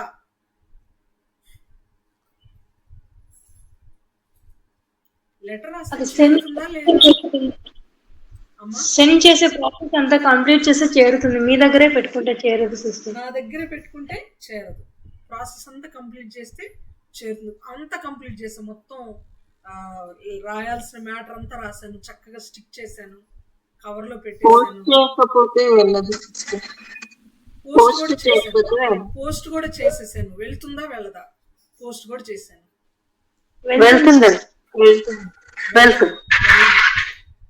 వెళ్ళదు. ఎందుకంటే ముంబై అడ్రస్ నేను రాయలా. ముంబైలో నా స్నేహితురాలు ఎక్కడుంటుందో ఆ అడ్రస్ నేను రాయలా. లెటర్ మొత్తం రాశాను, నేను రాయాలనుకున్నదంతా రాశాను. ఎక్కడి నుంచి నేను రాస్తున్నానో కూడా రాశా, కింద ఫ్రమ్ అడ్రస్ రాశా, కవర్ చేశా, ఎవ్వరు ఓపెన్ చేయకుండా చక్కగా అతికించా, పోస్ట్ బాక్స్ లోకి తీసుకెళ్లి వేశా. ముంబై చేరుతుందా చేరదా? 2 అడ్రస్ రాయకపోతే చేరదు. ఎక్కడికి వెళ్ళాలో అది అడ్రస్ రాకపోతే చేరదండి. ఎక్కడికి వెళ్ళాలో ఆ అడ్రస్ 2 అడ్రస్ అంటాం దాన్ని. 2 అడ్రస్ రాయకపోతే చేరదు. ఎవరికి చేరాలో ఆ అడ్రస్ నేను రాయకపోతే చేరదు. అలాగే ప్రార్థన అంతా చేసాం మనం, అన్ని విషయాల గురించి అడిగాం దేవుణ్ణి, అన్నిటికీ స్తుతులు చెప్పాం, అడగాల్సిన వాటిని అడిగాం, ఒప్పుకోవాల్సిన వాటిని ఒప్పుకున్నాం. మన ప్రార్థనలో స్తుతి ఉంది, మన ప్రార్థనలో ఒప్పుకోలు ఉంది, మన ప్రార్థనలో క్షమాపణ, క్షమించమని అడగటం ఉంది, మన ప్రార్థనలో అడగక మరిచిన ఈవులు అన్నీ, మనకు కావాల్సిన ఈవులన్నీ అడిగాం, మన కోరికలన్నీ తెలియజేసాం దేవునికి.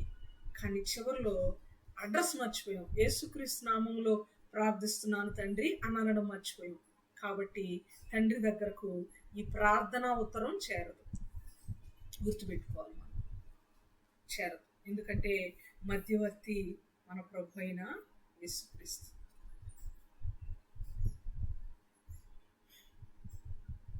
Diploma in electronics and communication engineerings అనే సబ్జెక్ట్ చదువుకున్నాను నేను వివాహానికి ముందు. నా తండ్రి చదివించాడు. ఇంకా చదువు పట్ల ఆసక్తి ఎక్కువగా విపరీతంగా ఉండి, మ్యారేజ్ అయిన తర్వాత కూడా ఇంకా చదువుకోవాలనే ఆలోచన ఉంటూ ఉండేది. బయటకు ఎక్కడికన్నా వెళ్ళినప్పుడైనా కాలేజీ పిల్లలు కాలేజీ నుండి గుంపులుగా బయటకు వచ్చి బస్సు ఎక్కడం, బుక్స్ పట్టుకొని వెళ్ళడం, మినీ డ్రాఫ్టర్లు పట్టుకొని వెళ్ళడం, అవన్నీ చూస్తే నేను ఎక్కువ చదువుకోలేకపోయానే, డిప్లొమా వరకే చదివాను, ఎక్కువ చదువుకోలేకపోయానే అని ఇంకా చదువుకోవాలనే ఆలోచన కలుగుతూ ఉండేది. అంత తెలియగలిగిన దాన్ని కాదు నేను, బిలో యావరేజ్ స్టూడెంట్. ఒకరోజు దైవజనులతో చెప్పాను, నాకు చదువుకోవాలని ఉంది, నేను కాలేజీకి వెళ్తాను, నేను చదువుకోవాలనుకుంటున్నాను, ఇంజనీరింగ్ చదవాలనుకుంటున్నాను అని చెప్పాను. చెప్తే నవ్వి, నువ్వు ఆ ఇంజనీరింగ్ ఇప్పుడు చదవలే, అప్పటికి 2 పిల్లలు పుట్టడం జరిగింది, నువ్వు ఇంజనీరింగ్ చదవలేవు, అంత కంప్లీట్ చేయలేవు, చాలా కష్టం అని అన్నారు పాస్టర్ గారు. లేదు, నేను అంత తెలియగలిగిన దాన్ని కాదు, కానీ చదువుకొని కష్టపడి పాస్ అవుతాను, ప్లీజ్ ఒక అవకాశం, నాకు మంచి మార్కులు ఫస్ట్ అయితే టెస్ట్ రాస్తాను, ఎంట్రన్స్ టెస్ట్లో మంచి రిజల్ట్ రాలేదనుకోండి, మంచి ర్యాంక్ రాలేదనుకోండి, చదివించొద్దు, లేకపోతే మంచి ర్యాంక్ వస్తే మీరు నన్ను చదివించాలి అని నేను రిక్వెస్ట్ చేసుకోవడం జరిగింది. రిక్వెస్ట్ చేసిన తర్వాత సరే, నా గోల భరించలేక పాస్టర్ గారు ఎంట్రన్స్ ఫీజు కట్టారు, ఈసెట్ ఎగ్జామ్ రాశాను. రాసినప్పుడు JNTU కుకట్పల్లి, హైదరాబాద్లో JNTU కాలేజ్లో కుకట్పల్లి ఎంట్రన్స్ రాసిన తర్వాత నాకు 124వ ర్యాంక్ వచ్చింది. దేవుని మహాకృప. దేవుడు నత్తి వాళ్ళను, అజ్ఞానులను, పెంట కుప్పల మీద ఉన్నటువంటి వారిని, దీనులను ఎన్నుకుంటాడు కదా, అలాగే ఒక్కొక్కసారి చదువురాని ముద్దును కూడా ఎక్కువ చదువుకోవడానికి ఆయన కృప ఇస్తూ ఉంటాడు. అప్పుడప్పుడు ఆయన మహాకృప వచ్చినప్పుడు చదువుకోవడం జరిగింది. చదువుకున్న తర్వాత ఎంత కష్టమైందంటే ఇంజనీరింగ్ కంప్లీట్ చేయడానికి సంవత్సరానికి 6 సబ్జెక్టులు పాస్ అవ్వడం చాలా కష్టమైపోయింది. 3 సబ్జెక్టులు విడతకొచ్చి అటెంప్ట్లో 3 సబ్జెక్టులు అలా రాసుకుంటా మొత్తం నాకు కంప్లీట్ అవ్వడానికి చాలా కాలం పట్టింది. ప్రభు మహాకృపను బట్టి చక్కగా అన్ని సబ్జెక్టులు కంప్లీట్ అయిపోయింది.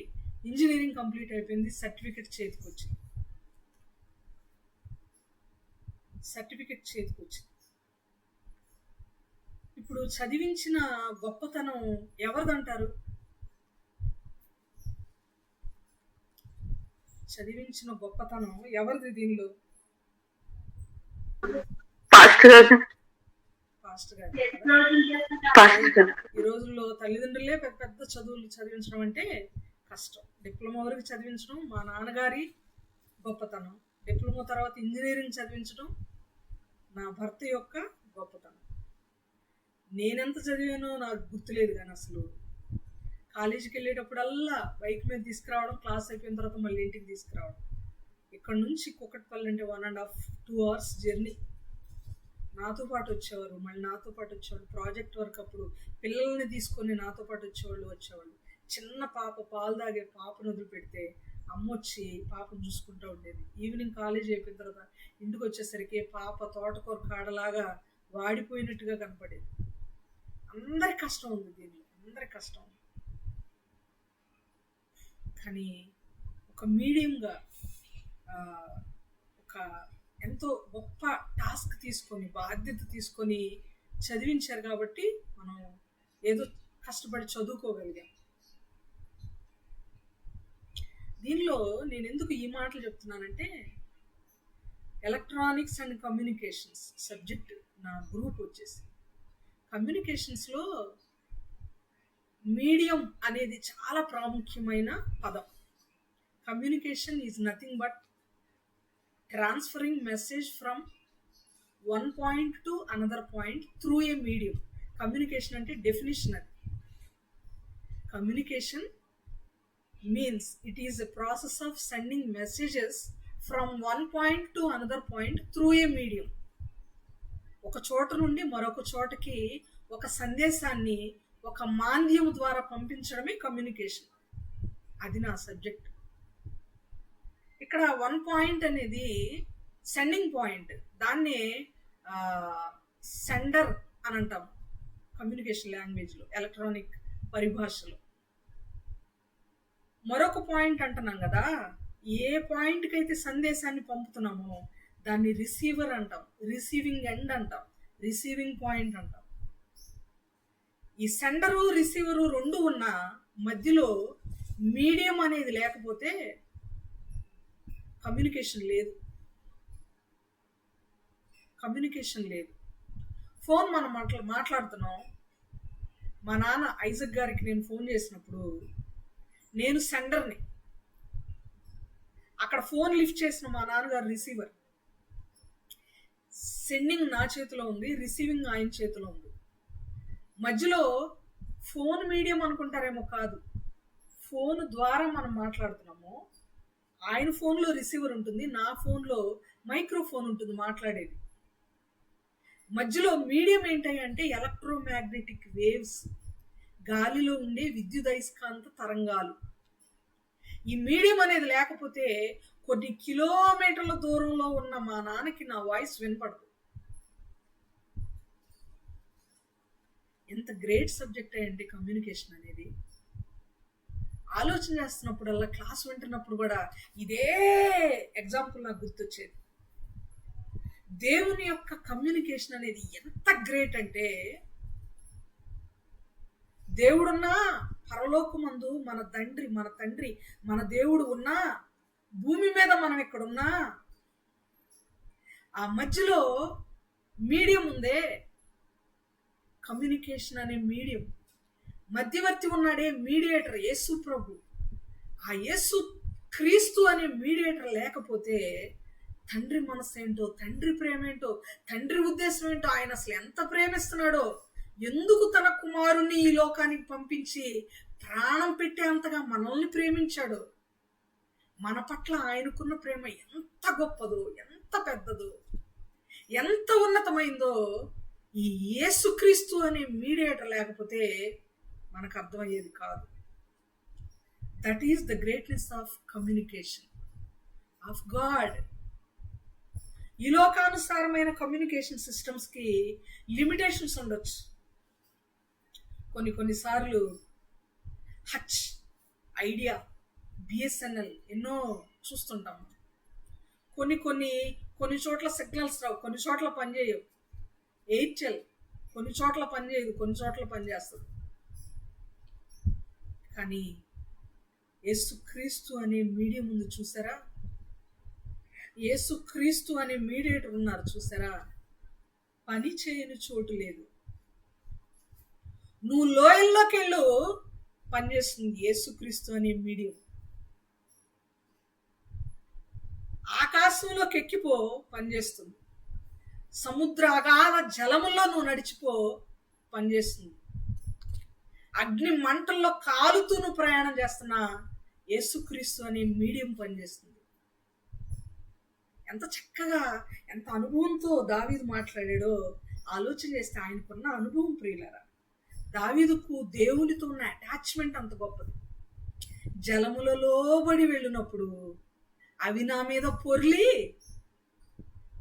మీరు వింటున్నారా? మనం ఆపేద్దాం. జలములో లోబడి వెళ్ళినప్పుడు అవి నా మీద పొర్లి,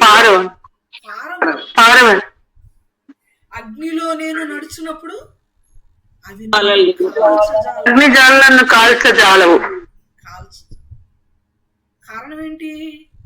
యేసుక్రీస్తు అనే మీడియేటర్ ఉన్నాడు. యేసుక్రీస్తు అనే మీడియేటర్ ఉన్నాడు. Current wire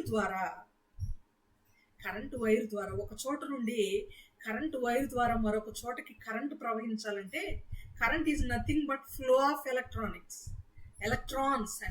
flow of electrons is current, power.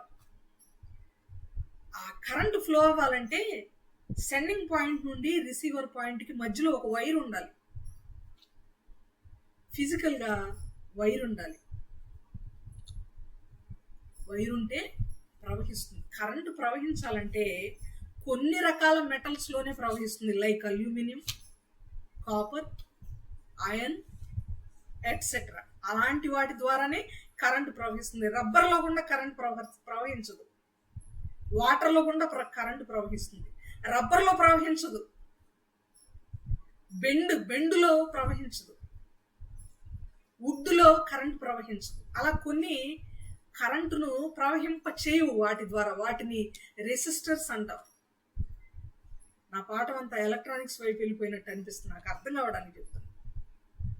కానీ యేసుక్రీస్తు అనే మీడియం, యేసుక్రీస్తు ఏ వ్యక్తిలోనికైనా ప్రవహించాలి అంటే there is no resistance unless your heart. మనము రెసిస్ట్ చేస్తే తప్ప, మన హృదయము విననొల్లనిదిగా చేసుకుంటే తప్ప, లోబడనొల్లనిదిగా చేసుకుంటే తప్ప, మన హృదయము రాతిగుండిగా మనం చేసుకుంటే తప్ప యేసుక్రీస్తు అనే మీడియము ప్రవేశించకుండా ఎవ్వరు కూడా దాన్ని ఆటంకపరచలేరు. అన్ని all are conductors for Christ medium. ఎంత గొప్ప మధ్యవర్తి అండి! ఆ మధ్యవర్తికి రెసిస్టర్స్ ఏమి లేవు, అడ్డంకులు ఏమి లేవు. ఒకవేళ అడ్డంకి ఏదైనా ఉంటే మన హృదయమే. ఆయన ఆకాశంలో మనం ప్రయాణం చేస్తున్నా, జలముల్లో బడి మనం ప్రయాణం చేస్తున్నా, శ్రమలలో చీకటిలో మనం ప్రయాణం చేస్తున్నా, ఎంత అగ్ని గంధకముల వంటి శ్రమలు, పరీక్షలు, హింసలు, ఇరుకులు, ఇబ్బందులు, ప్రశ్నలు, జవాబులు లేని ప్రశ్నలు, శోధనలు, నిందలు అన్ని మన మీద, అస్వస్థత అన్ని మన మీద పొర్లి పారుతున్నా, ఎక్కడికి వెళ్ళినా అక్కడికి ఆయన చొరబడి మనల్ని కాపాడుతున్నాడు. కాబట్టి మీడియేటర్గా, ఒక మీడియంగా ఆయన పనిచేస్తున్నాడు. కాబట్టి మనం సేఫ్గా ఉన్నాం ప్రియులారా. ఇంత గొప్ప మీడియేటర్ మీరు ఎక్కడ చూసుండరు. ఆయన అంటాడు మొదటి యోహాను పత్రికలో, ఆయన సాక్ష్యము సత్యమైనది. సత్యసాక్షి, యోహాను సువార్తలో సత్యసాక్షి వచ్చినప్పుడు, సత్యస్వరూపియగు ఆత్మ వచ్చినప్పుడు, సత్యం గురించి జాన్ ది గాస్పెల్ ఎంత చక్కగా మాట్లాడతాడు. నీ వాక్యమే సత్యము. ఎంత ఆ ట్రూత్ అనేటువంటి అంశం మీద ఎంత చక్కగా మాట్లాడతాడు ఆయన. సత్యమైన వాక్యం ప్రవేశించినప్పుడు, సత్య సాక్షి వచ్చినప్పుడు, ఆయన వాక్యము, ఆయన సాక్ష్యము సత్యము, ఆయనే మార్గము సత్యము, ఆయన వాక్యము సత్యము, ఆయన సత్యమై ఉన్నాడు అని చెప్తా ఉంటాడు. ఎందుకంటే ఆయన గురించి అంత ఎక్స్పీరియన్స్ చేసిన వాడు, ఆయన చేత అందరికంటే ఎక్కువగా ప్రేమించబడిన వాడు యోహాన్ గారు. ఆయన సాక్ష్యము సత్యము, ఆయన ప్రజెన్స్ సత్యము, ఆయన హెల్ప్ చేయాలనుకునేది సత్యము, ఆయన నిన్ను నన్ను ప్రేమిస్తున్నాడనేది సత్యము, ఏ పరిస్థితుల్లో నుండైనా ఆయన మనల్ని విడిపిస్తాడనేది సత్యము, ఆయన మనకు తోడై ఉన్నాడన్నది సత్యం. అంత గొప్ప మీడియేటర్ ఆయన. అలాంటి మధ్యవర్తి మనకున్నాడు ప్రియులారా. ఈ అన్ని పాయింట్స్ లో ఉన్నటువంటి మధ్యవర్తి మనకు కనబడుతున్నాడు. అఫ్ కోర్స్ ఫేక్ మీడియేటర్స్ కూడా ఉన్నారు బైబిల్లో. సమయం లేదు, జస్ట్ జ్ఞాపకం చేసి వదిలేస్తాను, చదవద్దు కూడా. వీలైతే మరలా నెక్స్ట్ సెషన్లో రిపీట్ చేస్తాను.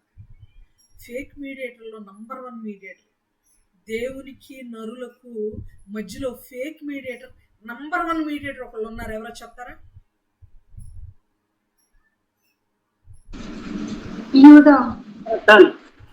సాతాను. ఆదికాండం 3వ అధ్యాయంలోని ఇది నిజమా, దేవుడు అలాగులు చెప్పినా, ఇది తినిన దినమున మీ కన్నులు తెరవబడును, మీరు కూడా దేవుని వంటి వారు అవుతారు. దేవుడు అలా చెప్పాడా? అవునా? అదేంటి దేవుడు అలా ఎలా చెప్పాడు? ఇది తింటే మీరు ఇలా అవుతారు కదా, దేవుడు ఎందుకు అలా చెప్పాడు అని దేవునికి నరులకు మధ్యలో వచ్చి పుల్లబెట్టినటువంటి ఫేక్ మీడియేటర్ నంబర్ 1 సాతాను. సర్పం రూపంలో వచ్చి పెట్టాడు. 3వ అధ్యాయం మొదటి వచనం మీరు చదువుకోండి, మొదటి వచనాలు. ఇంకో ఫేక్ మీడియేటర్స్ చాలా మంది ఉన్నారు.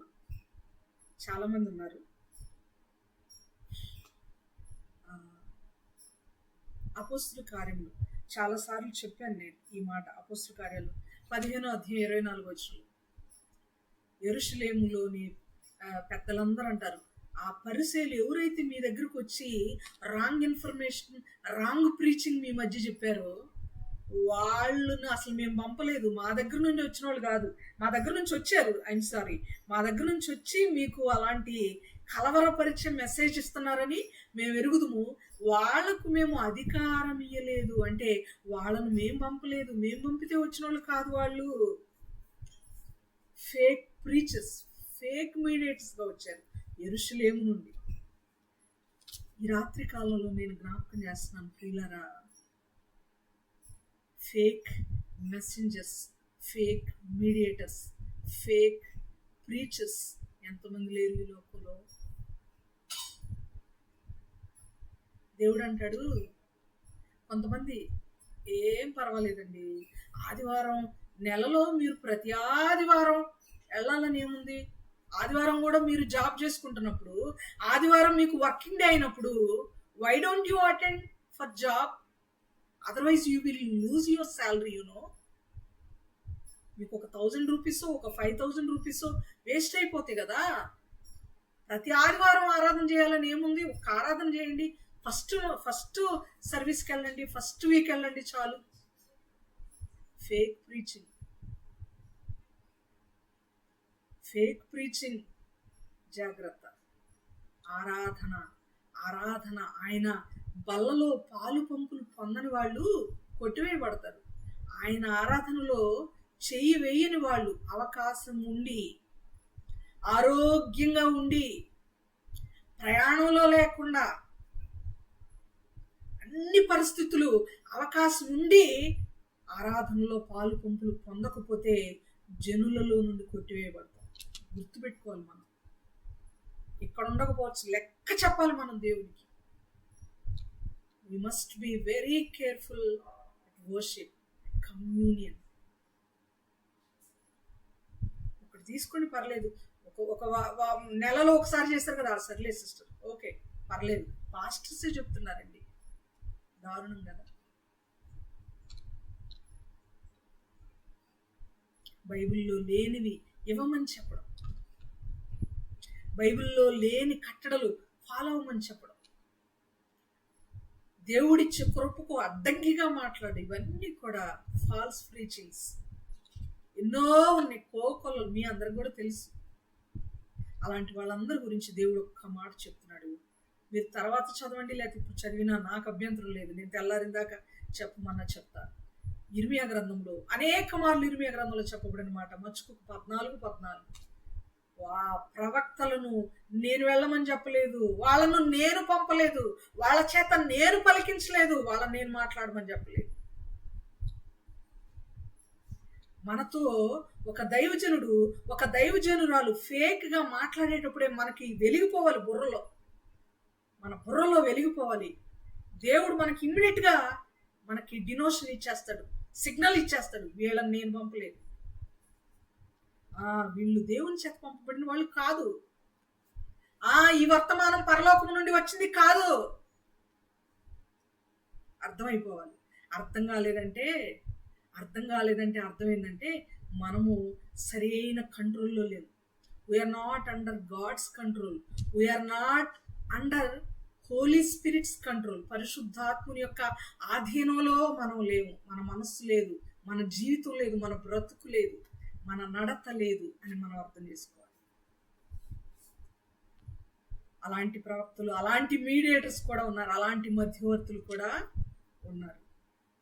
వాళ్ళను మనం గ్రహించి అసలైన మధ్యవర్తి మన దేవుడు అని మనం గుర్తుపెట్టుకోవాలి. ఇంతకీ దేవుడేనా? మనము కూడా మధ్యవర్తులమేనా? ఒక పాస్టర్ గారు అద్భుతంగా వాక్యం చెప్పినప్పుడు మనం ప్రార్థన చేసేటప్పుడు ఏమని చెప్తాం? దేవా, నీవు సూటిగా స్పష్టంగా నాతో మాట్లాడినందుకు నీకు థ్యాంక్స్ అయ్యా. కానీ మాట్లాడింది ఎవరు ఇక్కడ? పాస్టర్ గారు. మాట్లాడింది ఎవరు? పాస్టర్ గారు మాట్లాడారు. పాస్టర్ గారు మౌత్ ఓపెన్ చేసి మాట్లాడారు. కానీ మాట్లాడించింది దేవుడు కాబట్టి దేవా నీవు నాతో మాట్లాడేవంటావు. ఇక్కడ మీడియేటర్ గా వర్క్ అయింది ఎవరండి? మీడియేటర్ గా వాడబడింది ఎవరిక్కడ?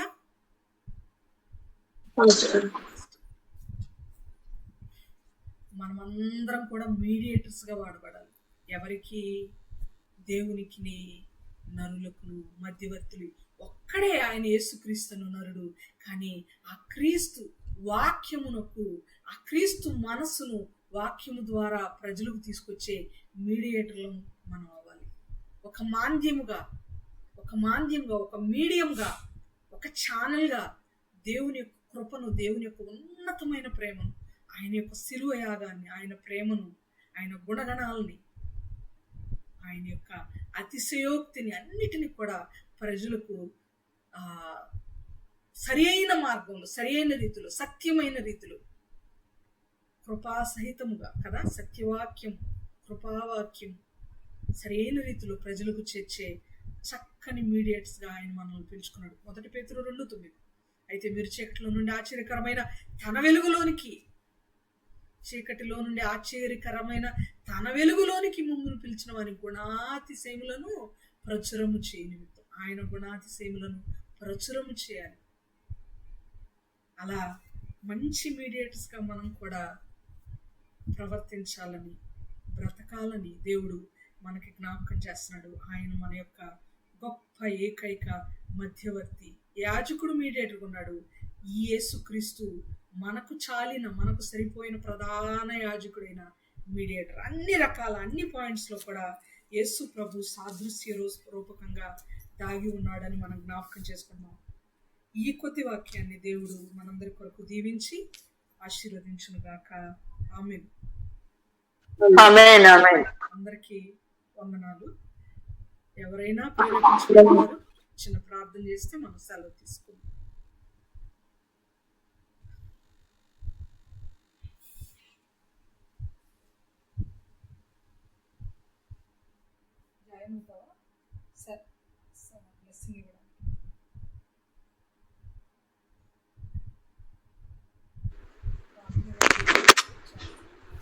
మహాపరిశుద్ధ మహోన్నతుల దయగల తండ్రి, కృపగల రాశి, ఇంతవరకు నాయన వినిన వాక్యం నాయన తండ్రి, అవును తండ్రి, మానవులకును నాయన దేవునికి మధ్యవర్తి అయిన యేసుక్రీస్తు ప్రభువా, మరి ప్రకృతికి మనుషులకు కూడా మధ్యవర్తులుగా నాయన జంతువులు, పక్షులు వాడబడ్డాయి ప్రభువా.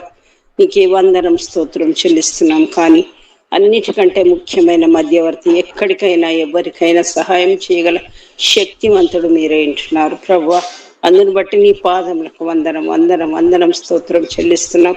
ఇంత గొప్ప నాయన తండ్రి మధ్యవర్తి మాకు దొరికినందుకు నాయన తండ్రి, మాకున్నందుకు నాయన మేము ఎంతో గర్విస్తున్నాం ప్రభువా. అవును తండ్రి, నాయన తండ్రి, మేము ఎక్కడికి వెళ్ళినప్పటికీ, ఏ పరిస్థితిలో ఉన్నప్పటికీ, మా స్థితి ఎలాంటిదైనా నాయన మమ్మల్ని సహాయం చేస్తూ మమ్మల్ని నడిపిస్తున్న దేవుడవు నువ్వు అంటున్నావు నాయన. నీకే వందనం స్తోత్రం చెల్లిస్తున్నాం తండ్రి. అవును నాయన, మరి ఫేక్ నాయన తండ్రి మీడియం ఎక్కడ ఏది అని గ్రహించగలిగిన శక్తిని మాకు దయచేయండి తండ్రి. అలాంటి నాయన తండ్రి శక్తి కలిగి మేము నాయన ఏది అబద్ధమైనది ఏది నిజమైన బోధ అని మేము తెలుసుకొనగలిగే గ్రహింపు జ్ఞానము మాకు దయచేయమని, నీ పరలోక జ్ఞానంతో మమ్మల్ని నింపుమని వేడుకుంటున్నాం తండ్రి నాయన. అవును తండ్రి నాయన, మేము కూడా నాయన తండ్రి నీ వాక్యాన్ని ప్రకటించి ప్రజలకు నాయన మధ్యవర్తులుగా ఉండుటకు నాయన మా జీవితాలను మీరు తీర్చిదిద్దమని నాయన వేడుకుంటున్నాం నాయన. మరి సిస్టర్ గారు అనారోగ్యంతో ఉన్నప్పటికీ నాయన తన చక్కని వాక్యం ద్వారా మమ్మల్ని బలపరిచిన విధానం బట్టి నాయన సిస్టర్ గారికి నాయన తండ్రి రావాల్సిన దీవెనల ఆశీర్వాదం మెండుగా దయచేయండి తండ్రి. మంచి ఆయుష్ ఆరోగ్యం బిడ్డకు దయచేయమని వేడుకుంటున్నాం. ప్రతి నిమిషం ప్రతి క్షణం నీ కాపుదల్లో బిడ్డను భద్రపరచండి తండ్రి. మాస్టర్ గారిని కూడా దీవించండి, ఆశీర్వదించండి తండ్రి నాయన. మంచి ఆయుష్ ఆరోగ్యం ఆత్మాభిషేకంతో నింపమని వేడుకుంటున్నాం. ఇచ్చిన ఇద్దరు బిడ్డలను దీవించండి, ఆశీర్వదించండి. అటువైపు కుటుంబాలను ఇటువైపు కుటుంబాలను మీరే దీవించండి తండ్రి నాయన. ఏపీహెచ్ మినిస్ట్రీని అంచెలంచెలుగా అభివృద్ధిలోనికి తీసుకొని రండి ప్రభువా. ఇంత విలువైన వాక్యాలు నాయన ఎక్కడ కూడా దొరకవని నాయన అందరూ కూడా నాయన నీ సన్నిధికి పరిగెత్తుకొని వచ్చేటకు నాయన అనుకూల పరిస్థితులు వారికి దయచేయమని నీ సన్నిధిలో మొరపెట్టుతున్నాను నాయన. నీకే వందనం వందనం స్తోత్రం చెల్లిస్తున్నాం. ఇక్కడ చేరిన ఒక్కొక్క బిడ్డని నాయన ఎంతో ఆసక్తితో నీ వాక్యాన్ని వినడానికి నాయన వచ్చిన బిడ్డలందరినీ నాయన తండ్రి నీ కృపగల హస్తాలకు అప్పగిస్తూ వారిని కూడా నాయన ఈ సాయంకాల దీవెనలతో నింపుమని నన్ను నేను తగ్గించుకుంటూ నీ పరిశుద్ధ నామాన్ని హెచ్చిస్తూ మీరు చేసిన ప్రతి మేలును బట్టి వందనం స్తుతులు స్తోత్రం ఘనత మహిమ ప్రభావం నీకే ఆరోపిస్తూ యేసయ్య పరిశుద్ధ నామమున అడిగి వేడుకొని పొంది ఉన్నాను తండ్రి. ఆమేన్.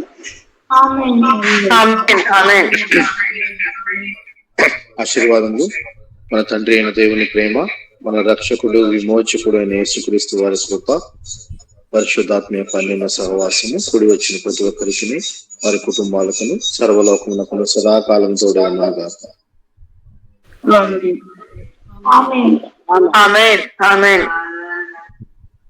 మరొకసారి హృదయపూర్వక వందనాలు తెలియజేసుకుంటూ ఒకరికొకరు ప్రేమ అందరికీ వందనాలండి. అందరికీ వందనాలండి. పాస్టర్ గారు వందనాలు. సిస్టర్ గారికి వందనాలు. అందరికీ వందనాలండి. పేరు పేరు అందరికీ వందనాలు. సిస్టర్ ఇప్పుడు ఎలా ఉన్నారు సిస్టర్? బాగా నీరసంగా ఉంది సిస్టర్. మీరు వాక్యం చెప్పారు కదా సిస్టర్, ఇంకా బలం వచ్చేస్తుంది. దేవుడు ఇస్తాడు. మీ ప్రేమ, మీ అభిమానం. Thank you for all your prayers sister. అందరికి ప్రే చేసిన సిస్టర్ మీ మెమరీ చాలా ఉన్నట్టుంది మీకు, ఎప్పటిదో గుర్తు పెట్టుకున్నారు. నేను కూడా ఎలక్ట్రానిక్స్ ఇంజనీరింగ్ ఎంబెడెడ్ సిస్టమ్ మీద వర్క్ చేశాను సిస్టర్. సేమ్ పించ్ అయితే ఎంబెడెడ్ సిస్టమ్స్ మీద వర్క్ చేశాను.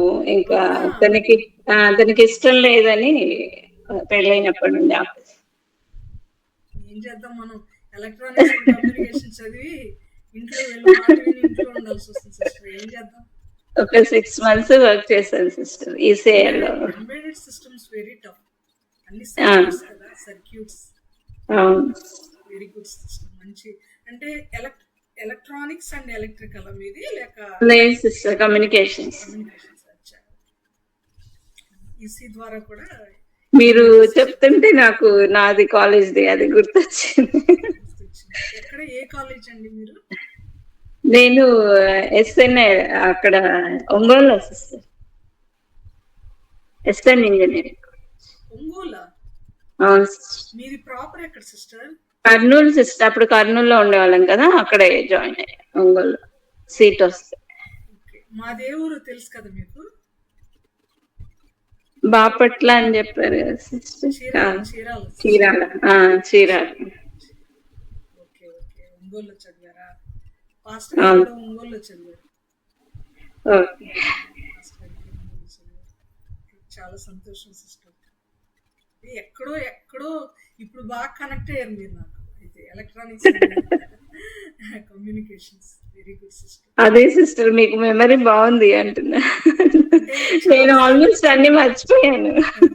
అంటే చాలా సార్లు నేను చదివి ఎక్కువ బై హార్ట్ చేస్తూ ఉండేదాన్ని అనమాట. సబ్జెక్ట్ మళ్ళీ మళ్ళీ రాస్తా ఉన్నాను కదా, అందుకని బాగా గుర్తుంది. నాది 2006 లో సిస్టర్. 16-17 years back. అచ్చా అచ్చా, నాది 2016 లో అయిపోయింది సిస్టర్. పెళ్ళి 2 పిల్లలు పుట్టిన తర్వాత చదివిన ఇంజనీరింగ్. అది ఏదో మహాకృప, పాస్ట్ గారి యొక్క కరుణ, జాలి అన్నమాట, దయ. అదే సిస్టర్ మీకు బాగా గుర్తుంది, నాకు అసలు అన్ని మర్చిపోయాను. ఓకే ఓకే, అంటే మీకు చాలా గడిచిపోయాయి కదా. అవును సిస్టర్, పెళ్లికి ముందు 1 year ముందు. చాలా సంతోషం సిస్టర్. ప్రేయర్ చేయండి సిస్టర్ నా కోసం. చాలా శక్తిహీనంగా ఉన్నాను. దేవుడు శక్తినివ్వాలి, అలా ముందుకు నడిపించాలని చేయండి, ప్రేయర్ చేయండి. Okay, thank you. Thank you sister. చాలా అసలు బాగాలేకపోయినంత